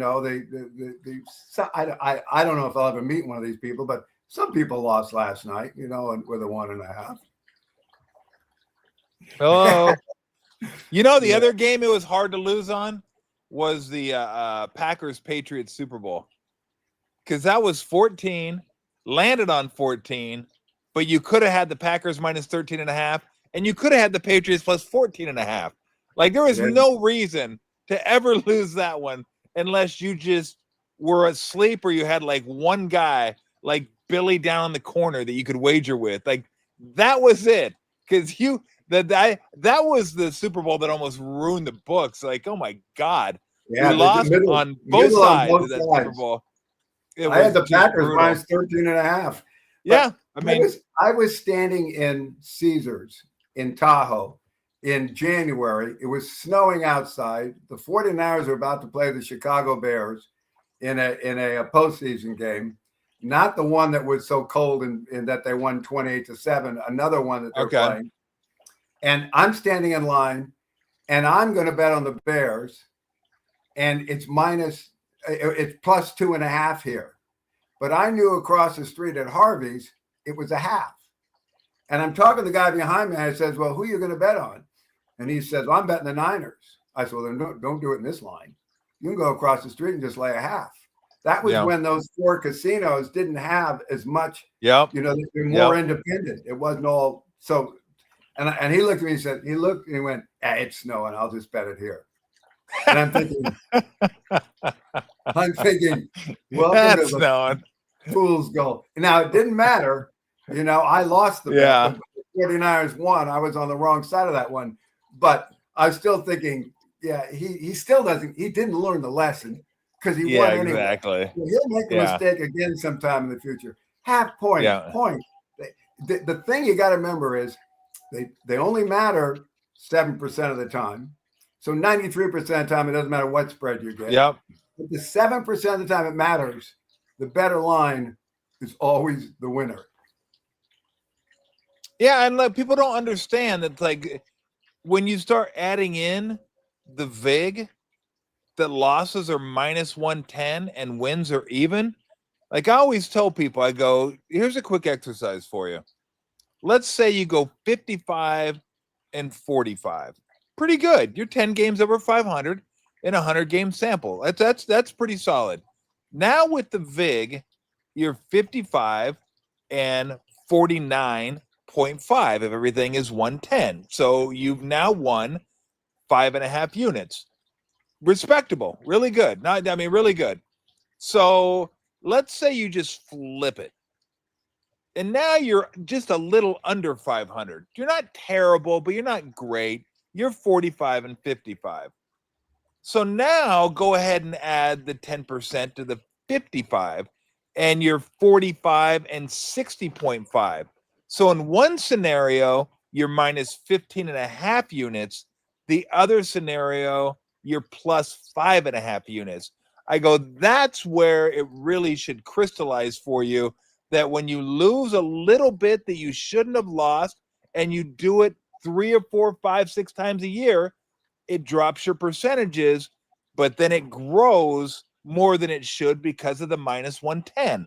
And it doesn't register to everybody, but most people kind of get it. But the 55-45 is the one I always point out because they're like, God dang. So I win 5.5 units. And the other scenario, I lose 15.5 units. Like, it's a massive, massive turn. So look, some people can, some people can't. But if you can, there's no reason not to get the best. Why wouldn't you want the best line? Why? I mean, just you wouldn't. You try to. I mean, you try, whether you bet it with different outs or you time it right. You should always try to get the. Why wouldn't you? And I'm not advocating buying points because I don't buy points. That's not my preference to do. I just feel like like you said, most of the time it doesn't matter. So I'm not going to buy points chasing a half point here, half point there, and then lose 120 when I'm already losing 110. But if you can, even if it's a half point, like 4.5 to 5, that may not mean that big a day. Just try to find it. It's worth your time. You know, I want a few years ago, 15 years ago, I figured out what lines were best to buy. And the one that popped up was moving a 5.5 to 6. And the reason for that was that half point didn't cost more. You know, it was just the extra dime. You start moving on and off threes or on and off. Oh, sevens, that's big. That hurts. And they're up to 25, 30, you know, it's big. And so that makes it more difficult. Well, the truth of the matter is, every time I did the scenario, played it all out, I even had a 3x5 card of laminated that I sent to the clients to, look up and see if I should buy a half point here. And I always said, only buy a half point to save a loss, not to try to gain a win. So if you're always moving up to the hard number, you're not trying to take a hard number and get up a half point because you're saving $1.10 where you're only trying to win $1. So got it. Never made any sense, Tom. Never made any sense. No matter how hard you work, the books make money on people buying lines, buying numbers. It never pays off ultimately. Never pays off. Ultimately. No, I don't. And they celebrate when, it was only 2.5 and I got 3 and I pushed. Yeah, good for you. Good for you. Yeah. In the long run, it ain't gonna work. All right, just to let everybody know again, $100 get you the rest of the season. You also get Al Davis for the win. Like I said, it's going to be approximately $6, $6.50 a pick is what's going to end up being. It may be less than that, depending on how many picks all you the playoff games. I'm being conservative here, so it's probably going to be like $5 a pick. So, God dang it, Bunny's eating my wires, Dennis. I mean, I trying to keep track of her over here, and she's not. She's like jumping in the chair. She's climbing in the fire pit. Fire's not on, by the way. So, PETA, otherwise you're sacrificing Lulu. Back down, PETA. Okay. Put your paper knives away. I'm not doing anything to hurt my bunny. Trust me. But she's hopping around in there. So $100. So where do they go? Do they go to the site to sign up? Yeah, the picksfootball.com. Okay. PICKS football.com. Yep. And there you go. As soon as you go to the site, you'll see the Tom Tolbert logo on the left-hand corner there. At the top of the page, essentially, but under the headline. And you click on that, and it'll take you right to the registration form. $100. That's it. One time, no more, no ever. $100 for the rest of the season through the Super Bowl. Awesome. That's very, very cool, Dennis. Well, I hope you and your lovely family have a happy holidays. Very, very Merry Christmas. And I hope we get some winners, and we will talk again at some point next week. You got it, Tom. Have a great day. Thanks, Dennis. Merry Christmas. Thanks, buddy. All right, man. All right, we're going to continue on here. Yeah, Bunny's going rogue on me. Bunny's like trying to chew some wires over here. And she was hopping around in the fireplace. So the fire's not on. She's just hopping around up there. It's kind of wet out here. Like it was raining a little bit. I'm gonna come back out here and do the show with Steve. So hopefully it's not a downpour. I gotta kind of figure out how I'm gonna configure myself underneath this canopy. I might get a different canopy. I'm not gonna get a different canopy now. That's too much work. It's just gonna have to be this one. And so, anywho. All right. So what we're gonna do now? We're gonna do like a weekly roundup, a weekly recap. Basically, I don't even know if it's a weekly recap. It's just gonna be stuff that I didn't get to. We can call it a weekly recap. Maybe we'll get a graphic for it at some point. Maybe we'll fancy it all up, gussy it all up at some point. But whoa, nice jump. Very impressive. Say hello. Say hi. She's nutball. Like literally, she's like over there walking on the fireplace. She just jumped on my lap. She's like, yo, what's going on with the show? You doing okay? And for those of you wondering where Lou's at, Lou's inside. Lou is not coming out today because Lou was hungry at 1 o'clock, and I wasn't going to deal with that for an hour. I love Lou, but not for an hour and a half. I wasn't gonna do the I'm hungry for an hour and a half. So Bunny gets a spot on my lap today. Huh. You are a sweet little girl, aren't you? Yes, you are. So yeah, we're gonna talk about the things that happened over the course of the week. Got a couple funny stories for you that I wanted to get to. And I did write stuff down. So you're gonna have to excuse me. If I look at it, it'll be like, kind of like the radio show. I do the look down here and see what I have written down. I definitely wanted to start out with the Rams and the Seahawks game last night. Incredible game. Maybe the best game of the year. There's no way, no how the Rams lost that game. There's no way the Seahawks won that game. Before Shaheed returned that punt, what they say it was like 3%. And you're just watching the game. And Seattle went to the turtle shell from get-go. Super conservative. It's almost like they didn't want to expose Sam Darnold to the Rams defense. Like, bro, this guy's pretty good. And then he wasn't for a while. I was like, ooh, yuck. Yeah, turn it over again. Cup turning it over inside the 10. Darnold throwing pick inside the 5. It's like, oh, what are we doing here? Like, Rams are way better. Rams are running the ball a little bit. Stafford's throwing all over him. This is like ball game. It's over. And then Shaheed returned the punt, and I was like, well, damn, if they get a 2, they're like right there. Oh, they got the 2. Shoo. I mean, the Rams are going to score again, aren't they? Like field goal something. 3 and out. They had 3 and outs in the fourth quarter. Maybe it was late third, early fourth, but 3 and outs in a row. And that it wasn't like they went conservative. It just they missed some passes a little bit. Seattle started getting some pressure on Stafford a little bit, forced them to maybe rush some throws a little bit. They were just a little bit off, and so Seattle got them out of rhythm for a couple possessions. Forced 3 and outs. One of them resulted in a punt, and one of them was a sweet throwback to Barner, where Sam Darnold rolls left and all of a sudden just chucks it back right, and no one was there. Like no one. Well, except for Barner, he was there, and that's when the game just went fully loaded, like fully loaded baked potato. Like you thought you were good with the butter and the sour cream and the chives. But no. Let's throw some chorizo on there. How about some cheese? How about some carne asada? Let's put that on there too. Maybe throw some pickles on there just for the hell of it. Yeah. Oh, maybe how about some corn pops? What?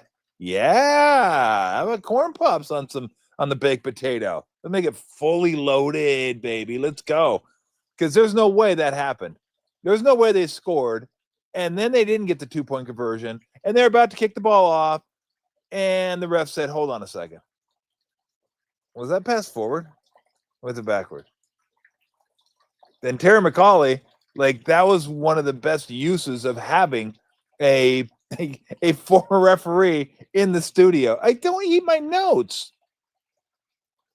Easy.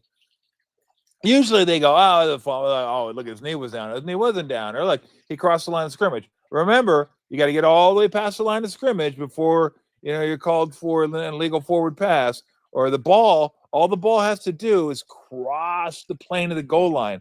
Like, yeah, I fucking knew that 20 years ago. I don't need to know that anymore.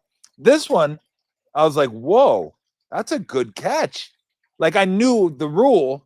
I didn't know that. I didn't think that happened. But Terry McCauley was on it. And then the continuation and one. Zach Charbonnet just walks over and picks it up. I don't know if he knew what he was doing. I don't think he did, but he might have. He didn't hustle over there to get it, but it wasn't like any Ram was going over there to get it. So he could have sauntered over there to pick it up. But it was almost like he went to pick it up. Remember Mean Joe Green in the Coke commercial? Where he throws the kid the shirt? And he like just kind of tosses it to him. That was like Zach Charbonnet. Or it was like the end. You know what? Actually, a more appropriate analogy was the end of Longest Yard. Remember Longest Yard? At the very end, Burt Reynolds is like walking over to get the football, and the warden wants his guy to shoot Burt Reynolds because he thinks he's escaping. And Burt Reynolds just kind of walks over, picks up the ball, and then just gives it back to him. That was like this. He just kind of walked over, picked up the ball, and just like, here you go. Just here. We're good. Come to find out, that was your 2-point conversion. That was 30-30. And at that point, it's like, oh my God, how loud was it up there? I mean, maybe Brian Smith is right. Maybe they do pipe in sound up there, but they weren't piping in sound for that. That was loud as hell. I mean, they were going nutso. And then you figured out, okay, Rams are still going to score. They get to the 50. They don't. Oh, damn, 42 seconds left. The Hawks have a chance. Little dump off. I think it was to Charbonnet, 12 yards. Okay, we're good to go. Maybe another 10, 15 yards. We can sack. All right, we're going to overtime. Rams get it. Score. So you're thinking, Hawks get it. Darnold made some nice throws. Again, and Jigba he caught fire in the second half. He didn't do anything in the first half. I think all his numbers were second half numbers. But, move the ball down. And I did not know this, but it was nice to know that Thursday Night Crew, Al Michaels told us that the tie benefited the Rams more. I hadn't really counted on that. I wasn't really trying to figure out I never go into a game going, I wonder if this game ends up tied, who benefits more from a tie? Who does? Nobody does that. So it was nice that they said, hey, the Rams benefit from the tie more. So you're thinking, okay, the Hawks may go for it. Touchdown, go for it. Sweet play, too. And get it, and game's over, and it's bonkers. It went from like a Rams dominant performance to like an absolute bonkers game. And it's not you don't want to make a habit of turning the ball over and trying to win football games. They turned the ball over, 4 times in LA, lost that one, but I think lost by what? If I remember correctly, was it 2 they lost by down there? Then up here, you turn it over 3 times in Seattle, and 2 of them inside the 10. I mean, Cooper Kupp going in at the end of the first half, ball gets knocked out, and then the interception that Darnold throws in the second half to who was that? Ford, I think maybe he threw it to, but throws it at the 2. It was like the same type of pick too. Both picks were the same type of picks. We got full body coverage, threw it right to a dude, and you're thinking, is it end of the year Darnold again? Is that what's going to happen? Is that what we're going to do? So amazing game. 2-point conversion was nuts. If the Rams play again, I would take the Rams just because I think they're better.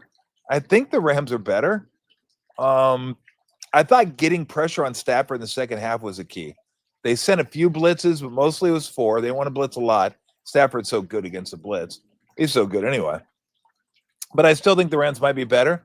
But the Rams could be a 7 seed now. The Rams could be a 7 seed. That's crazy. The Niners could be your 1 seed. Win out, you're the 1 seed.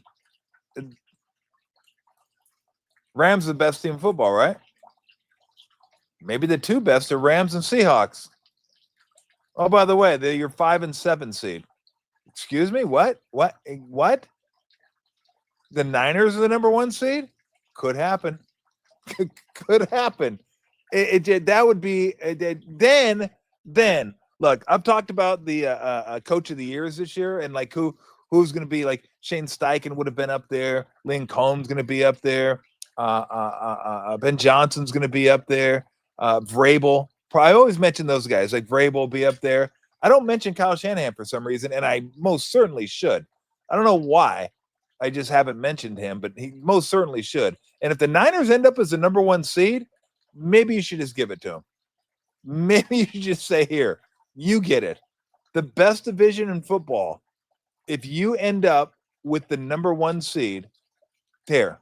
Now, I know their schedule is a little bit easier than the Rams, but still, the injuries they've had to deal with have been incredible. So, but we'll get to that. Again, Monday night, it's going to be Brent, myself, and Bergie, and that'll be a lot of fun. I'm looking forward to that. But just an awesome football game last night. All right, let's get to Puka. Since we'll just kind of dovetail from the game last night to Puka Nacua, who maybe more of a dumbass than I thought. When he got hooked up with this Aiden Ross character, I don't look. I'm an adult. I don't know who this guy is. I guess he's a live streamer.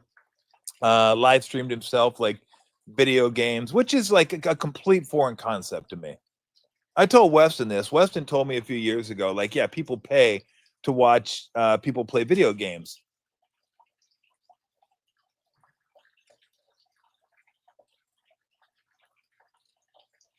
And that's what I did for like 10 minutes. Like, I don't even know if I had a word come out of my mouth. Like, I had no idea how to respond to that. What do you mean? What do you mean people? Hold on. So people watch people play video games. He goes, yeah. And I thought maybe I had a seizure. And I thought maybe that my words didn't come out exactly right. So I said, I'm going to repeat myself. People pay other people so they can watch them play video games. They're not playing. Are they playing video games? No. So they're watching someone else play video games and they're paying that person who's playing video games. Yeah.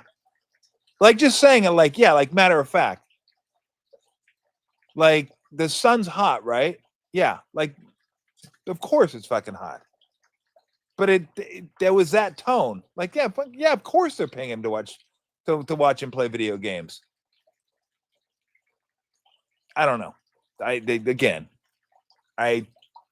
skipped me. Sure, there's a lot of things my generation did that we did that I'm sure my parents were like, wait a minute, hold on. Explain that to me again. What are we talking about? What are we talking about here? That was a stunner for me. Like I just couldn't believe that. So anyway, he's one of these characters that's how he got into live streaming. And I guess he has some partner that he does a show with. So he live streams. He had Puka on. And the first part of the story with Puka was people crushing Puka for doing some anti-Semitic Jewish dude who does I guess it's a meme where the Jewish guy is doing the whole hands like this, and it's supposed to look like, your prototypical greedy Jew, I guess. I mean, I wouldn't have known. That's why I thought maybe he didn't know, because I'm like, what is that? Maybe that skipped me too, went right over me. Like the whole, and I'm thinking, well, what? And I guess this Aiden Ross character is Jewish, so he knew what it was. And Sisha, my lovely wife, going to a concert tonight. So and I'm just going to sit out here in the rain and do my show. Love you. All right, up on tonight. That's okay. So I wouldn't have known what it was. And I was like, oh, maybe he doesn't know what it was. But Aiden Ross, Jewish, so he knew what it was. So he obviously set him up, knowing that this was going to get a reaction, that you can use that, put it, and then people would like run with it and say, oh, he's an anti-Semite, he's this, he's that, whatever. I'm like, dude, Like, how many people don't know what that is? And don't say you're ignorant if you don't know. If you don't know what it is, you don't know what it is. Like, everybody wants to get outraged about something. Like, fucking go get outraged about something that really matters. Not about Puka Nakua doing this and you're gonna crush it. Go find something else, okay? Go find fucking some animal abuses that you can fight for. Go find some people that can't eat and fight for them. Okay, there's plenty of things out there. There's plenty of people that starve out there. There's plenty of animals that get abused out there. There's plenty of things on this planet that you can get outraged about and get behind that. Don't get behind something stupid like this. Okay? So I was like, well, Puka's kind of taking a beating for no reason. Again, I think it would. I can't imagine it's anything other than a setup. You know what you're doing. He doesn't know what you're doing. You know it's going to get people to watch. So whatever. Also, Puka said on the live stream, he was talking about the officials. And let me read this here, if I can quote him. Oh, the referees are the worst, is what he said. And the referees make calls just to get screen time. Like, every ref I know, every ump I know, wants to stay away from the TV, except for Ed Hockley, of course. And look, if you worked on your guns like that, you'd want to be on TV too. God, his guns were magnificent. They were really, really nice. That's why when he did the holding call, he'd like squeeze it. He'd like go, holding. That way. I love Ed Hockley. Not as much as Red Cashin, but Hockley was fantastic. And so anyway, that was he was ripping the officials. And hold on a second. Oh, do we want to? Yeah. Let's take a break real quick. Give me a beer break. We got to take a break. We got some stuff going on. Break me. Do we have a beer break? Anybody? Maybe not. When did I get this message? I don't know when I got this message. My bad. But we can break anytime you want to break. I'm talking to my guys. But let me finish up on Puka. So Puka was ripping the officials, and Puka was saying they're awful, and they make calls. Not only, but they want to make calls. Some of them to get on screen. They don't want screen time. Officials don't want screen time. Then I found out, after last night's game, he tweeted that he tweeted, "Can you say I was wrong? Appreciate you, Stripes, for your contributions." And so, Max is back. Max, you want to take a break real quick? Max left for a second, but if Max wants to take a break real quick, we can take a beer break. Okay, I'll just keep going. So I appreciate you for your contributions. Like, what are you doing? I mean, what are you doing? You're going to blame the official for that? Don't go 3 and out 3 straight times, okay? Don't allow a punt return. Okay, you should have won that game. Yards gained from scrimmage, way ahead. I think it was like 5-7.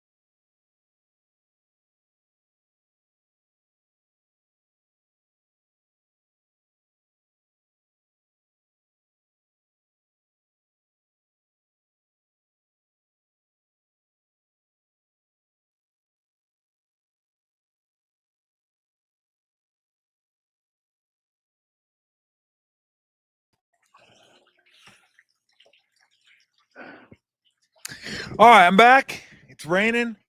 I'm not sure where my bunny's at, and hopefully she's still she's dry somewhat. I went with the Zumo Russian River Zumo Wrestling Pale Ale. Very good stuff from my guy Vinny out at Russian River. The other one I was having was a pulp from Fieldwork. We'll mix it up a little bit. I should go dark beer. It's kind of raining. Maybe I'll do that for Steve.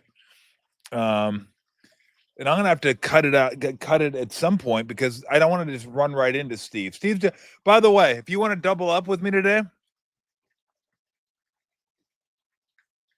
there was no like sexual or other connotations attached to that. Just if you would like to double up with me, 5 o'clock, Steve Kerr, tonight. I'll be out here. I'm gonna have to do a different setup because I think there's definitely gonna be fire. There's gonna be fire with that show. All right, let's finish up on Puka. So again, didn't blame him for the stupid. I don't even know what they call him. Call him Jew hands or whatever they call him. I don't know. The little and I do blame him for crapping on the refs and then coming back to it after last night's game. This was his tweet last night after the game. It's like, bro, what are you doing? Like, seriously. But so Ogden sent me another clip from the game against the Cardinals. What was that, like a couple of weeks ago? That was the one that made me think, okay, my sympathies for Puka only go so far. When you go into your locker room and start live streaming after a game and you hear your teammates in the background saying, dude, don't do that. Don't do that. And he's like, oh, no one's going to see you guys. But you get like, are you serious? Are you serious? That's not for anybody but the team. That's it. And if I want to narrow it down even further, it's not for anybody but the players. Even the coaches, right? The coaches come in, say their piece. They go to their locker room, right? They have their own space because they don't want to be around there's got to be separation, right? Coaches coach, management's players are players. Players have their own space. Players do their own thing. And when teammates ask you not to live stream, which you shouldn't be doing anyway, you're a goddamn football player. You're not a live streamer. I'm kind of getting a picture here where he wants to be a live streamer. He watches live streams. That's why he was on Aiden Ross's show, because he watches this stuff. And he does this stuff. And he wants to be a part of this stuff. Great. Be a part of it after you play, or in your house, or in your garage, or in your backyard, not in the locker room. Okay? Because that's not for you. The locker room's for everybody. Everybody on that team has a part of that locker room, is a piece of that locker room. You got to share it with everybody. That's their sanctuary. To go and say stuff that you can't say, do stuff that maybe you can't do, inappropriate, racist, whatever it is. I've heard stuff in a locker room that you'll be like, oh, damn, they said that? Yeah. We can mess around like that in a locker room. I can say stuff I wouldn't say in front of people. And I could say stuff that my teammates, black, white, whatever, would either find funny or get on me about saying or talk, whatever. But I could say those things and not feel like, oh my gosh, someone's going to crush me because they don't know me. They don't know my true intentions for what I'm saying. Like, you don't have to worry about that stuff because you're in a locker room. It's a safe space for players. And guess what? If you do say something that's out of line, you'll get called out real quick. It's the law of the jungle. So, but you don't have to worry about people wanting to come get you. It's just not that way. But to do that in a locker room and that your teammates ask you to stop and you don't, red flag. Major red flag. So that's the time where I was like, you know what? My sympathies for Puka are really diminishing. And look, when I say sympathies, they're pro athletes. I really don't care that much. But as far as like, do you feel sorry for a guy? Yeah, kind of, I guess. No, I don't. This is what he asked for this. The picture is becoming a little bit clearer now. He likes live streaming. He's probably into the whole live streaming thing. He probably knows who Ross is. Probably watched him on live streams, went on his show, and then everything fucking unraveled. And now his teammates got to deal with it. And that's the one thing you don't want to do. Is that a bug on the screen? It is. Oh, shit. I thought there was a massive bug up there. And it's just actually a bug on the computer screen. I was like, oh, shit. Is that like a movie? Like an 8-foot cockroach or something. It wasn't a cockroach, but it's something different. So, whatever sympathy I had toward him, or like, oh, he got screwed, man. That was what a bummer, man. That guy hung him out to dry. He did. But as far as like, damn, that's too bad. I don't feel that. It's like, you got what you asked for. You know what kind of crowd you're running with. And stop stupid live streaming in the locker room, for God's sakes. All right, next thing I wanted to get to. We got to play something for you. This stuff is amazing. Did anybody see? I shouldn't say did anybody see this because you didn't see it. But if you heard it, saw it, Will Wade, the North Carolina State basketball coach. For those of you that remember him, he was the basketball coach at LSU before getting let go because of improper benefits and all that kind of stuff. That was before NIL. Now it's like, what? What mean improper benefits, Rambo? I don't know. Like they did. I don't know if there are improper benefits anymore. But back then, there was that whole thing. I think Sean Miller was caught up in it. Bill Self may have been caught up in it. It was the brothers. God, what was it? The Pump Brothers is what it was. That's right, the Pump Brothers. I always loved that fucking name, the Pump Brothers. They were like ran a coaching search firm, and they were getting money and paying money and doing this stuff. Dana Pump and fucking whatever Pump, Big Papa Pump. I don't know. They're just Pump Brothers. Will Wade was involved in it anyway. He went to a real small school, and now he's at NC State. And he had an interesting analogy. And I've said this forever. Like, look, it's great to graduate your kids. It's great to have good students. It's great to have high-class individuals. But if you don't win as a coach, it doesn't matter. It doesn't matter. You got to win first. And then all the other thing is great. But winning is the first thing that you have to take care of. Do we have that video of Will Wade talking about his team? Go ahead and listen to this. Nice guys. Got a lot of nice guys. Got a great team GPA. We got all that stuff. Over 3.0. Got all that stuff. It's wonderful. We're running a daycare. We're running a competitive Division I college basketball coach. I am into academics. I was a teacher. I'm happy about 3.2. But we're running a competitive basketball program. And quite frankly, I've been trying to get some urgency and some internal leadership. And I think Q's done a pretty good job. Outside of Q and Venn, those guys are playing about as well as we can ask them to play. We take on the personality. We got a lot of casual personalities on our team. We don't have people that are revved up and ready to go. But like today in our shoot-around, we made 88 mistakes in our shoot-around. I chart all of it. We made 88 mistakes in our shoot-around. We made 23 defensive errors, 13 offensive execution errors, 36 on those. The other ones were different. 36 errors on those. Our first team made 14. Our second team made 22. How the hell can you be on the second team and watch the first team do it and make 8 more mistakes? You're running the same stuff.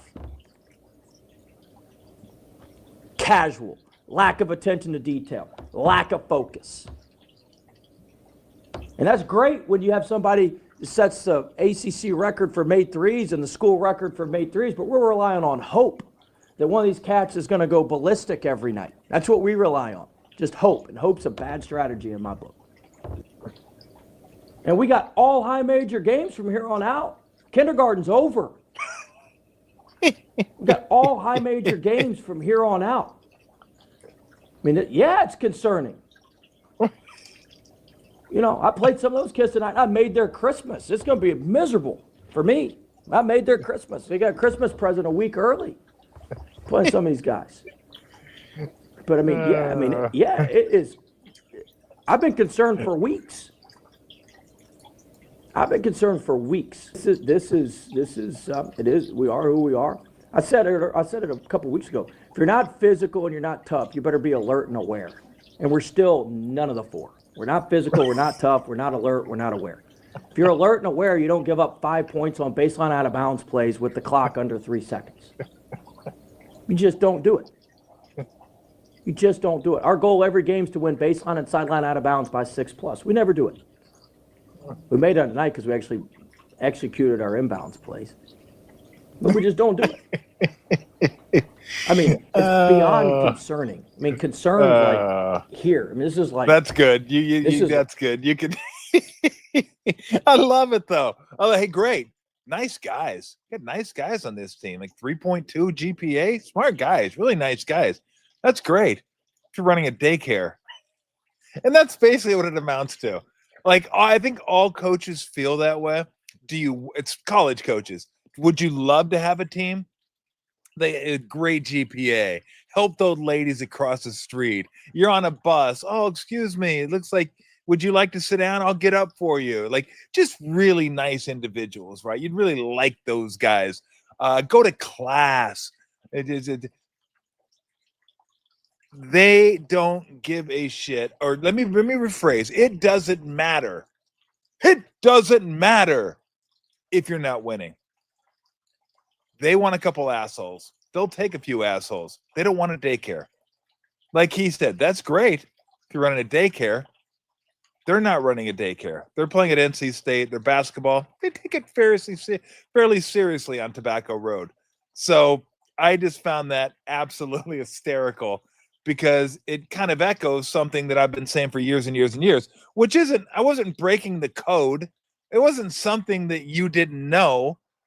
But if you don't win, none of that matters. We don't care how nice you are. We don't care what your GPA is. We don't care. What we care about is winning. And then after that, then we can start caring about everything else. How's your hygiene? Fantastic. Yeah, you smell like roses and butterscotch. That is super. Yes. Oh, you can cook too? Wow. That is a fucking outstanding salmon dish you just made. Holy smokes. Look at the brisket. Wow, you are awesome. Yes, Funk. I saw that video and I thought about playing it, but I didn't. We'll save that one for later. But it doesn't matter unless you win. Once you win, then we can start caring about the other stuff, but winning comes first. As Will Wade said, we're not running a daycare here. Okay? It's not kindergarten. It's big boy ball. Speaking of big boy ball, it's the Big 12, brother. Do we have the Dan Hawkins? Because every time I play something with coaches, I feel like I owe everyone a Dan Hawkins. And this is our boy, Chris Rose, in the Best Damn Sports Show, period. I think I might have been on that actually a couple of times. But I love Chris.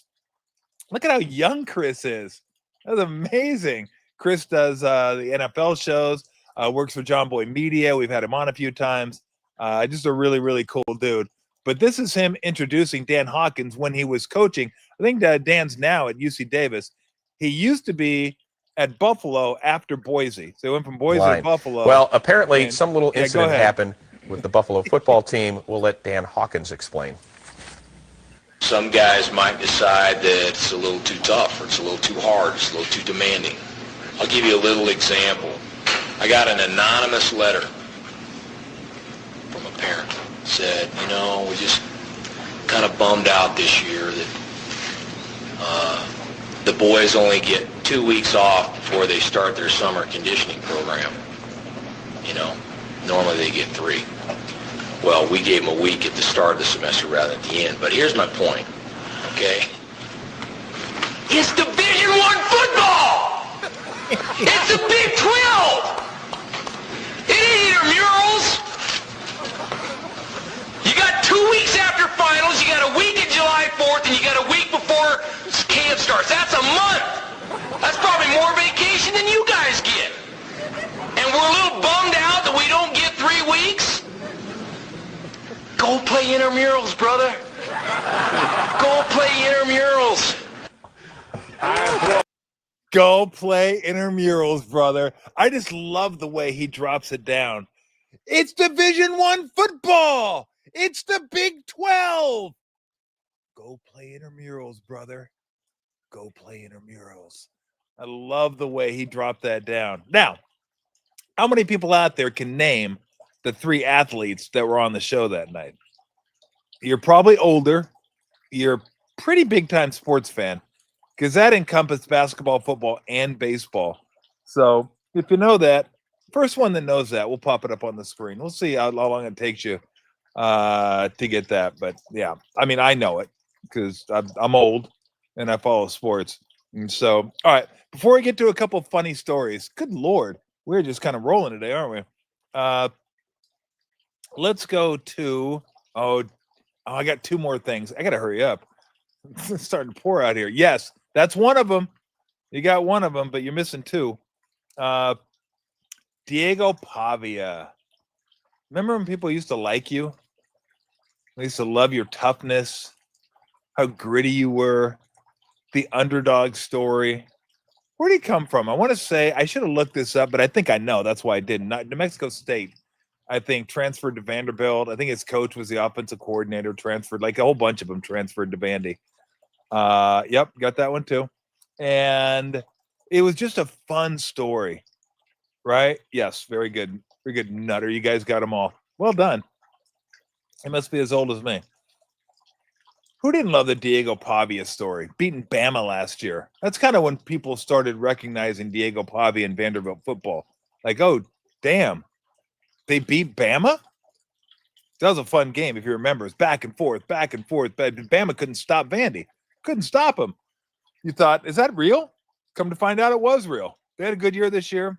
Had an outside chance of getting a playoff bid. Didn't. But they'll be playing Georgia Tech in a nice bowl game. But he was up for the Heisman, which was, I mean, him and Fernando Mendoza. Who would have ever thought, in what world is the quarterback at Indiana and the quarterback at Vanderbilt 1-2 in the Heisman voting? Like, literally in no world could that take place. No world could that take place. The upside down is more likely. Demogorgons are more likely than the quarterback at Indiana and the quarterback at Vanderbilt being 1-2 in the Heisman. There's just no way that could happen. And let's not even get started at Indiana number 1. So Mendoza wins, Pavia is second, and Pavia handled it less than well, I guess you could say. Do we have sound on that? He's like, really, like, there you go. Fuck Indiana. There you go. Flip him off. Sweet turtleneck. Why am I not looking at Pavia anymore? I did not know that was going to be part of the video. And I don't want to be like, okay, just pan left for me, please. I don't want to be like my guy Brent. Remember my guy Brent? Who is quarterbacking Alabama? When he goes, hey, it's good to be quarterback at Alabama. I can't lie. I felt the same way. I was like, it's probably pretty good to be quarterback at Alabama. But so Diego Pavia went from like, oh, what a fun story this guy is, right? He's kind of a badass. And he's going to like, hey, I don't give a shit. Let's go. Let's fight. We're going to fight. We're going to kick your ass. Vanderbilt. Let's do it. And you're like, I kind of like this guy. It's kind of feisty. Like, you shouldn't be that feisty being the quarterback at Vanderbilt. The last quarterback at Vanderbilt that was any good was Cutler, and no one liked him. I'm not even sure the people at Vandy liked him. Cutler was just kind of an unlikable guy. He was an unlikable character. Pavia, you're like, I like this guy. I like he's feisty. I like he's like, hey, screw you, Bama. Screw you, George. Let's go. Let's go. So you're like, okay, cool. I like him. Mendoza's kind of milquetoast, right? You're like, I don't know if I like him. I don't dislike him. Just seems like a nice guy. You know, nerd. But like, nice. Like, like to see him do well, don't wish him ill well, but don't really have any strong feelings one way or the other. Pavi is more brash. He's brash. Like I'm here. Boom. Here I am. Bam. Bitches. Here I am. Vanderbilt. Let's go. Commodores. So yeah, would it have been cool to see him win? Yeah. Did I think Mendoza deserved to win? I don't know. They were better. And the Heisman a lot of times is attached to how your team does. Your team does better, your chances of winning the Heisman go up. So Mendoza wins, and his acceptance speech was phenomenal. Like, how could you not like that guy? You're like, oh, I like that guy. I don't know if I'm going to hang out and have beers with him, but I like him. Pavia basically is F Indiana, F the voters, I should have won, bullshit, and then he apologizes. And I don't know if we have the apology, but the apology is the classic, I'm apologizing. I don't really want to, but I'm going to because someone told me I should. So I'm going to kind of apologize, but I'm going to explain myself as I apologize. So what I'm going to do is say, I'm sorry. What else do I? Oh, I have all the respect in the world for the Heisman voters.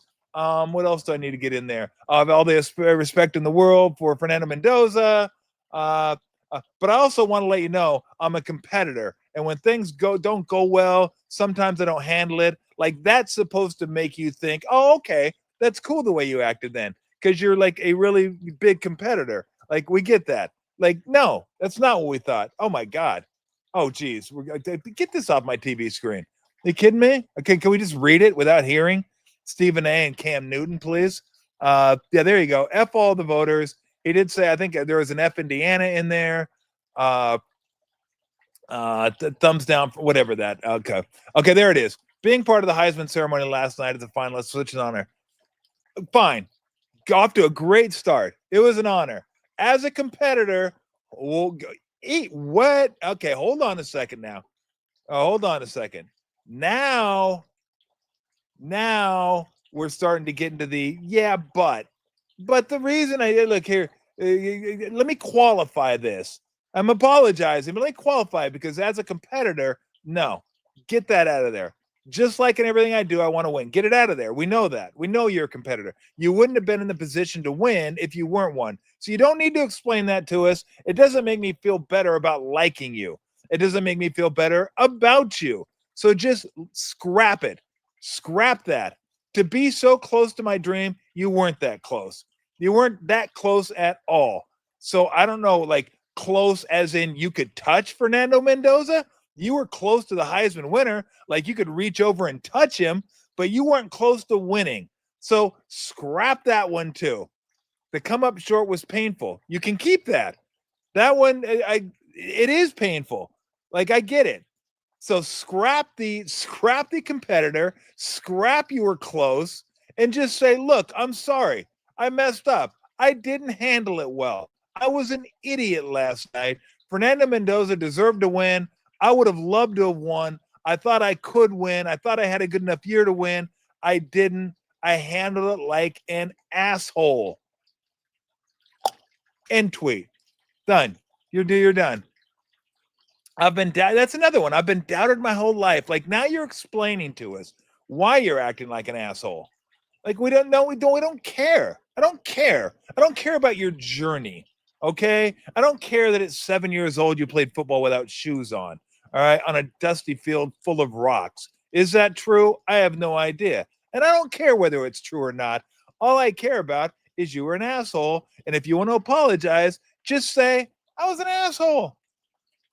I really wanted to win. I never thought I'd be in this position before. I was like New Mexico State.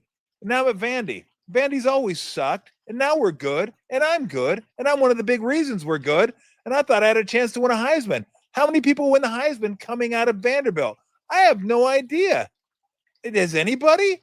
Don't know. I would have loved to have won. I didn't. I handled it like a dickhead. Boom, you're done. You're good. Boom. We all go, you know what? I like that guy again. He didn't try to explain anything to me. He didn't try to tell me about his family story or about how rough it was and how he's being doubted and how no. Oh, you're a competitor, are you? Because no one else is. Like, I'm sure Mendoza isn't a competitor, and no one that gets drafted this year is going to be a competitor, and no one in the NFL is a competitor. Like, nobody, we just don't have enough competitors. Like, so that separates you from everybody else, is that you are a competitor. Like, just, God, like, you had it. Like, there's so many people that wanted to see you succeed. And I don't really care. I'm not rooting against Diego Pavia at all. I may bet Georgia. I may bet. I may bet against him in the polls, but we'll see. May take Iowa. Maybe not though. Iowa's hard to watch. But just own it. Just do it. Own it and say, "God, I was a dick." God, we're all dicks sometimes. How many times do you go home and go, "God, I was a dick. I was just a dick. I got to apologize."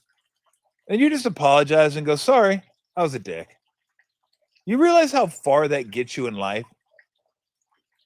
Take it from me. I'm 6 decades into this thing.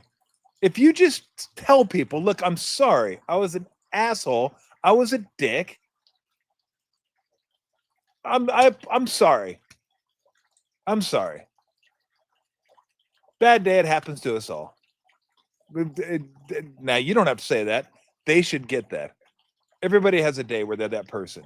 Everyone has a day you're not proud of. Everyone has a day where at the end of the day, you look yourself in the mirror and go, God, why did I do that? That wasn't called for. I didn't need to do that. That was stupid. That's it.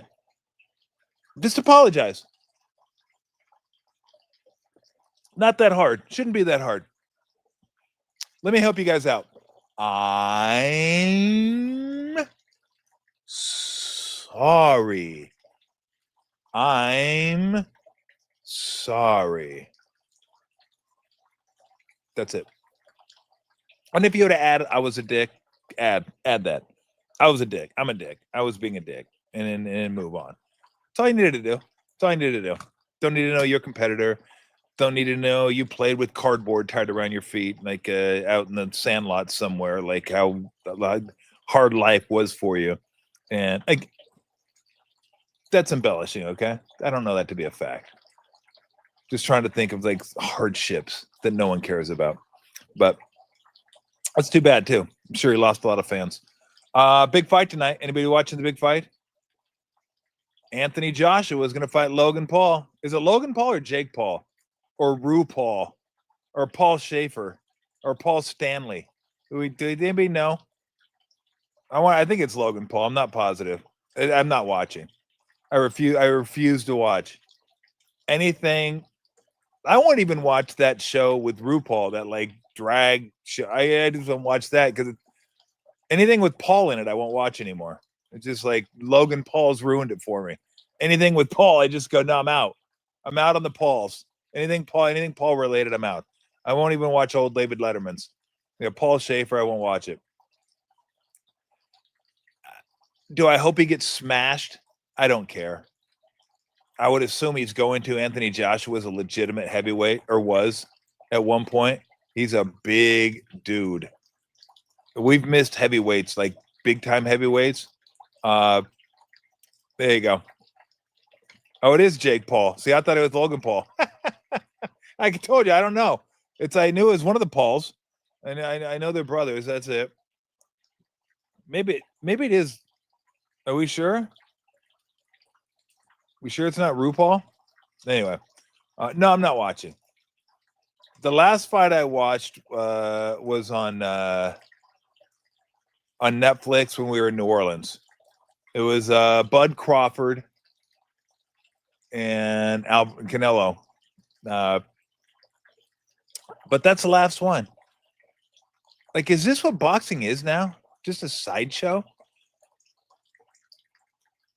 For those of you that are close to my age, man, Muhammad Ali, Joe Frazier, George Foreman, Sugar Ray Leonard, Tommy Hearns, Marvin Hagler, Roberto Duran, Hands of Stone, Alexis Arguello, Pryor. Like, I could go on and on and on. How many great fights there were. And then this is what we have now. This is what we have. Jake Paul, Anthony Joshua. That's boxing nowadays. what happened? What happened to boxing? What happened to Jim Lampley? What happened to Barry Tompkins? What happened to everybody that were this? I mean, as soon as it went on, is it DAZN or DAZN, whatever it is? As soon as it went on that streaming platform, it was done. Like everybody lost track of what the hell. Yes, Chris Paul. We're gonna start naming all Pauls now. I'll end it with Peter, Paul, and Mary. How about that? As soon as it went on that app, it was toast. Like it's like, yay, you're getting boxing all the time. Yeah, but I don't want boxing all the time. I want good boxing. And a lot of the boxing isn't good boxing. That's what UFC has over boxing, is that when UFC's on, someone can get knocked out at any point. And it's usually a pretty good fight. Not always, but usually. There's some boxing matches that are just terrible because they don't have the skill. You put two non-skilled guys out there in a boxing ring and you're watching for 10 rounds. It's like, this is boring. But I want to watch the big fights. I want to watch the good fights. I don't even know what the good fights are nowadays. I used to know all the good fights.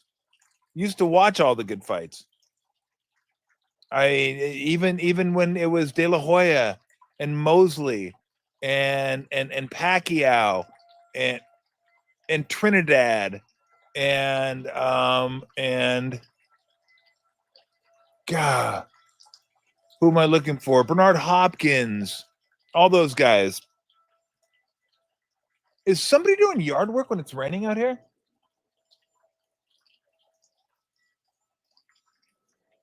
I tell my guys that come over, I'm like, bro, don't come over when it's raining. You're going to ruin the yard. You got to get tire tracks in the yard for a whole week. So, but it sounds like someone's out there like doing yard work or something. Good Lord. Bunny's just sitting out in the rain. What the hell are you doing, Bunny? But I used to love boxing. I love boxing. I went to fights. Well, I went to Vegas for the fights. Didn't always go to the fights. But I was there for De La Hoya Mosley. I was there for De La Hoya Trinidad. I was there for Hopkins De La Hoya. There was even good Rockman and Galata. Remember Galata? It was amazing. Lewis and Holmes. Holmes goes way back. Obviously Tyson, all those guys. But yeah, the MMA's taken over. Because the MMA is like once a month, boom, we're putting on a show. Once a month, we're putting on a show, come see it. They have some free stuff on ESPN. Get the ESPN app, you can watch that. But we're going to have a show for you once a month. As soon as boxing went to the zone, it was like toast, done.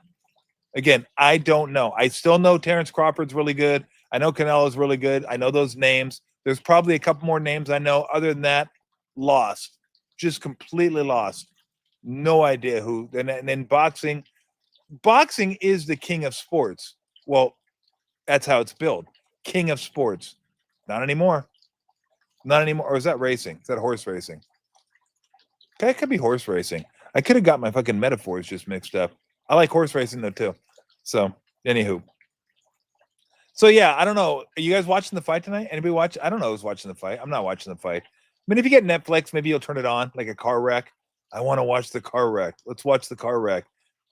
Maybe I'll turn it on. I'm not going to turn it on. I'll be watching Bama and Oklahoma. Although, again, Steve Kerr at 5:00. What time is it, by the way? God damn. I'm going to be out here till 5:00. Yes, horse racing. There you go. I knew it was a sweet science, but yes, horse racing is the king of sports. Thank you, Southwest. I appreciate that. I thought I had that wrong. God damn, 3:25? And no, I'm not staying out here for an hour and a half. I mean, I may, but I don't plan on it. Go back in there and come back out here for Steve. I do like the lights, though. The lights are coming into focus a little bit more as it's getting darker. So, okay, let me get to these stories. I got to get to these stories. These are from The Smoking Gun before I get out of here. Let me start with this one. Now, this one, I wonder if it's true or not. So the man, I won't give his name yet, because when I read the story, I go, is that true? the name sounds too perfect for the story. So, guy's 66 years old, lives in Minnesota, and he was out cutting wood with a chainsaw in his front yard. I would imagine a lot of people in Minnesota have a chainsaw. There's probably a lot of fireplaces in Minnesota. A lot of people have wood in Minnesota.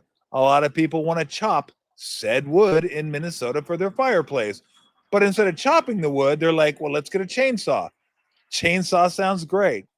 Chainsaws personally scare me a little bit, but whatever. They got their chainsaw, and the dude's out there with his chainsaw cutting the wood.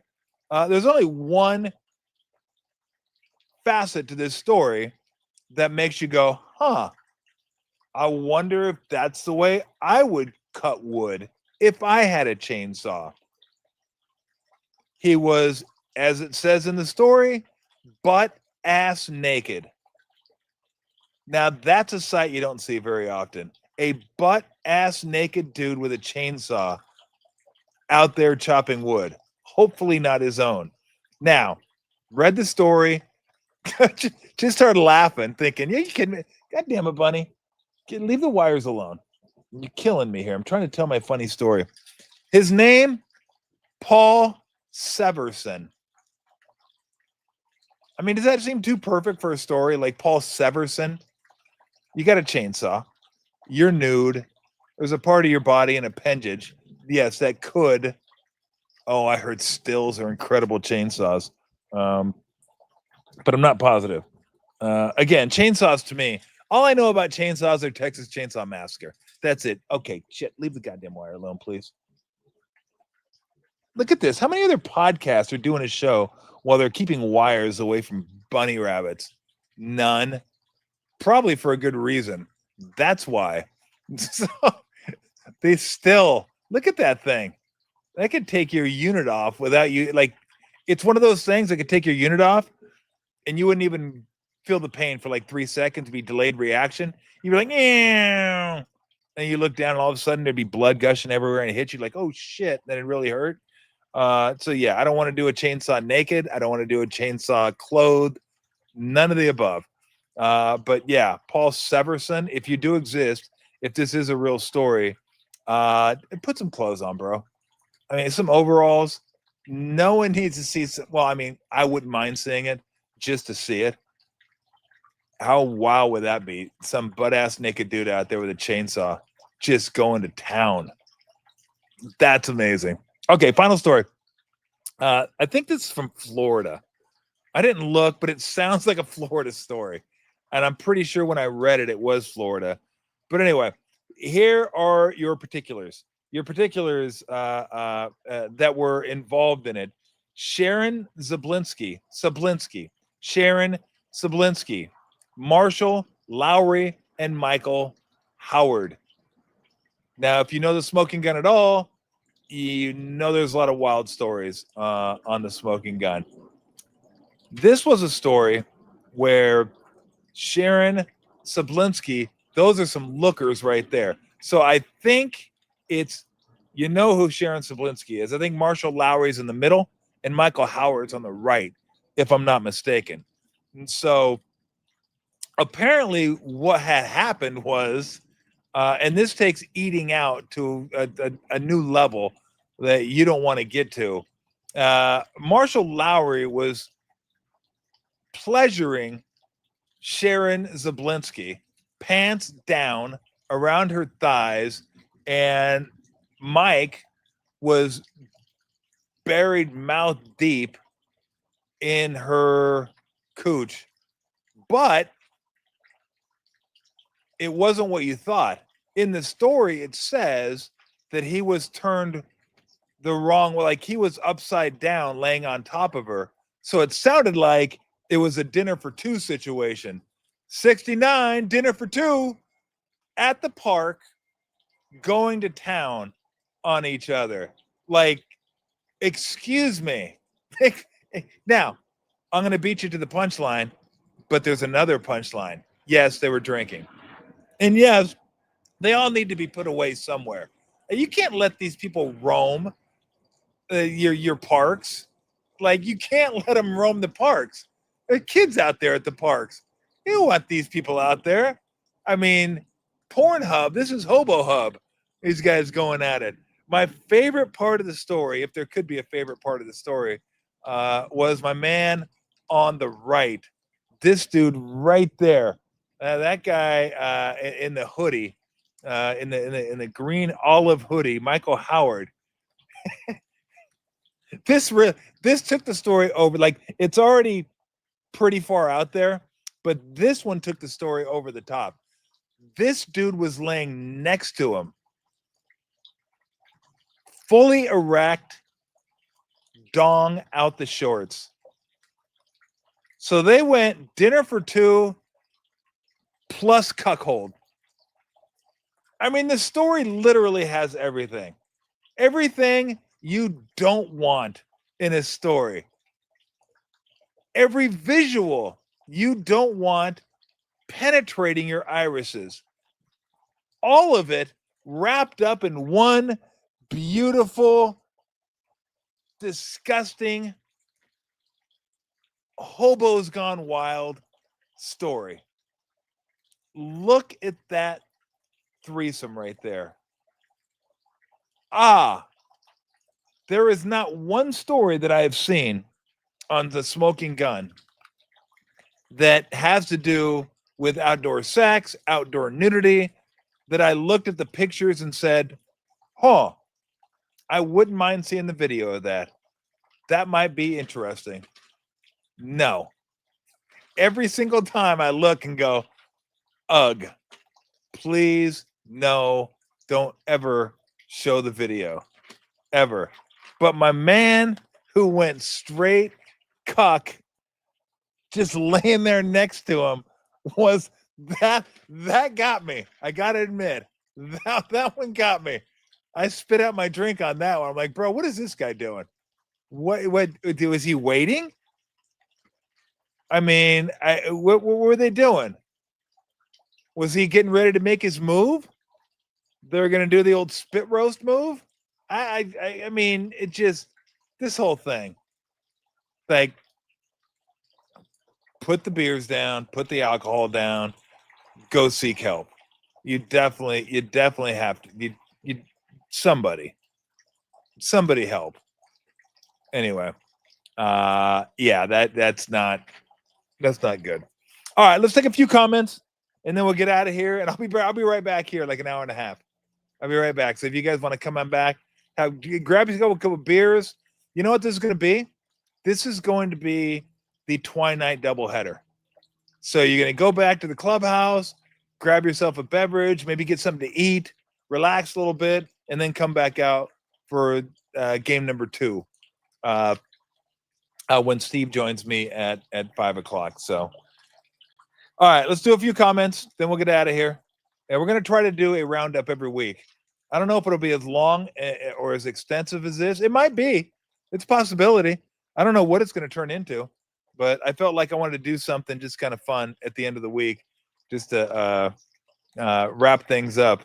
And it may be more sports oriented some weeks. It may be like huge sports things going on. I could have got into the college football bowl playoffs. I thought we already did a little bit. I think I like Bama tonight. I like A&M.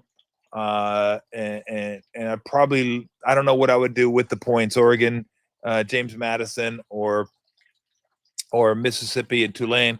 I do like, if I'm going to put a wager to win it all, I'll take Texas Tech, just for the heck of it, at like 10, 12 to 1, whatever they are. Does field work make NA? Yeah, they do.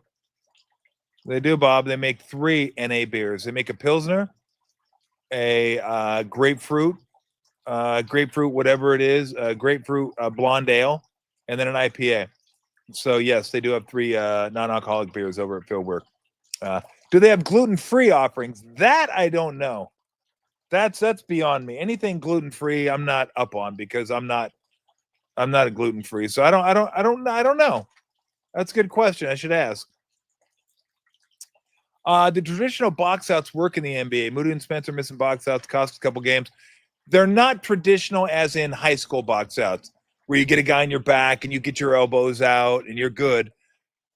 Boxing out in the NBA is finding somebody and putting a forearm into them. on the perimeter. Now, if you're closer to the bucket, yes, then you can get a guy in your back and kind of maneuver him and kind of keep him there and then go get it. But as soon as the ball comes off, you got to release him and just go get the ball. And if it's coming towards you, keep backing up. Keep backing up. Keep backing up. Give yourself more space to grab the rebound. But on the perimeter, you're not going to be able to box out like stationary because they're moving, they're cutting, and it's not easy. But you do want to put a forearm into somebody's chest, put a forearm into their chest, stop them, and then go get the ball. Yeah, he was. He really was. I don't know. That was, yeah. He was, she was, the dude laying on the side. The dude laying on the side just kills me. That brought the story to a whole new level.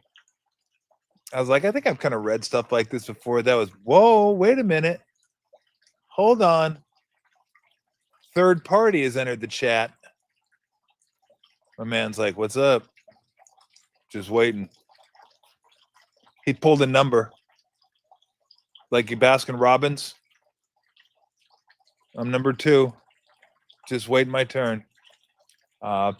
Lou's inside. Lou's inside because it's raining. Lou's not much on the rain. But Bunny's still out here. Yeah, she's just chilling. The Warriors game last night, I thought the third quarter did him in.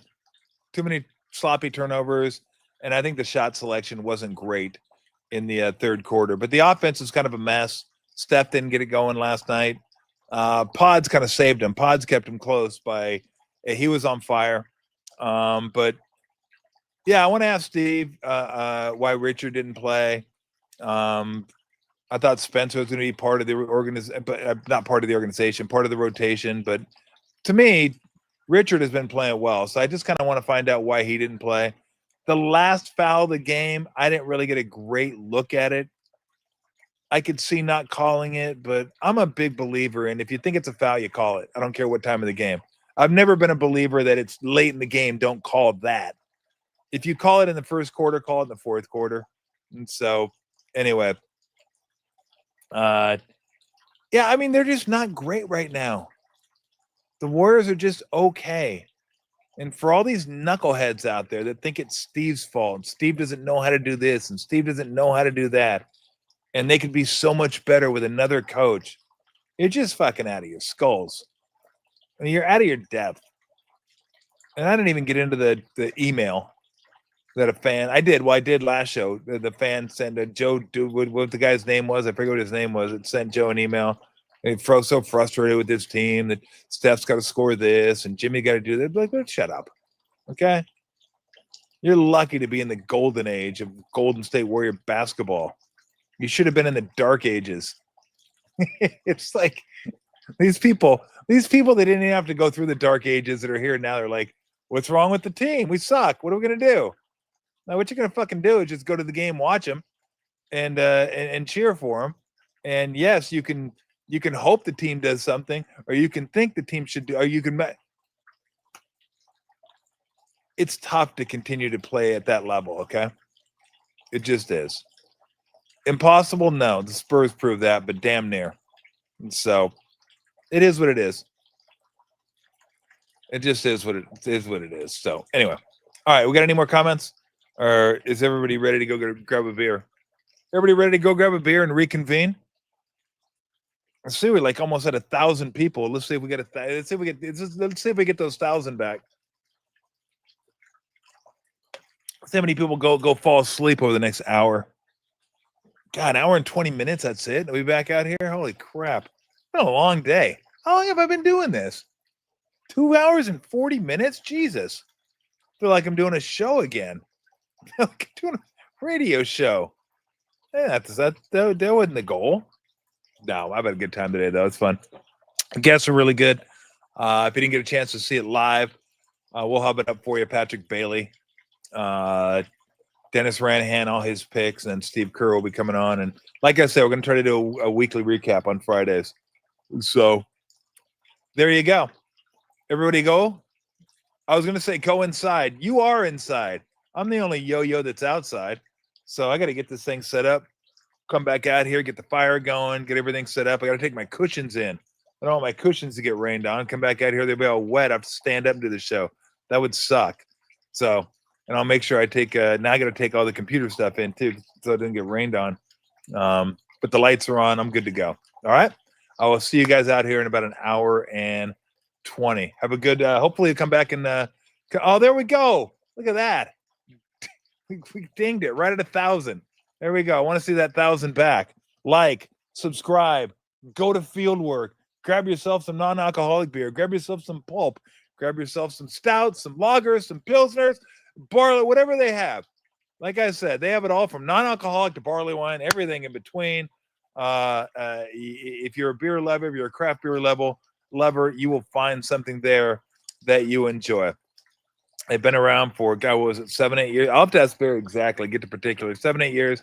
I've been a long-time fan of their beverages. I've been going there for almost a decade. So can you trust that they will make good beer? Yes. Do they do great things in the community? Yes. Are they animal lovers? Yes, they are. Like me. That's why I like them. Good beer, good people. Take care of the animals. That it?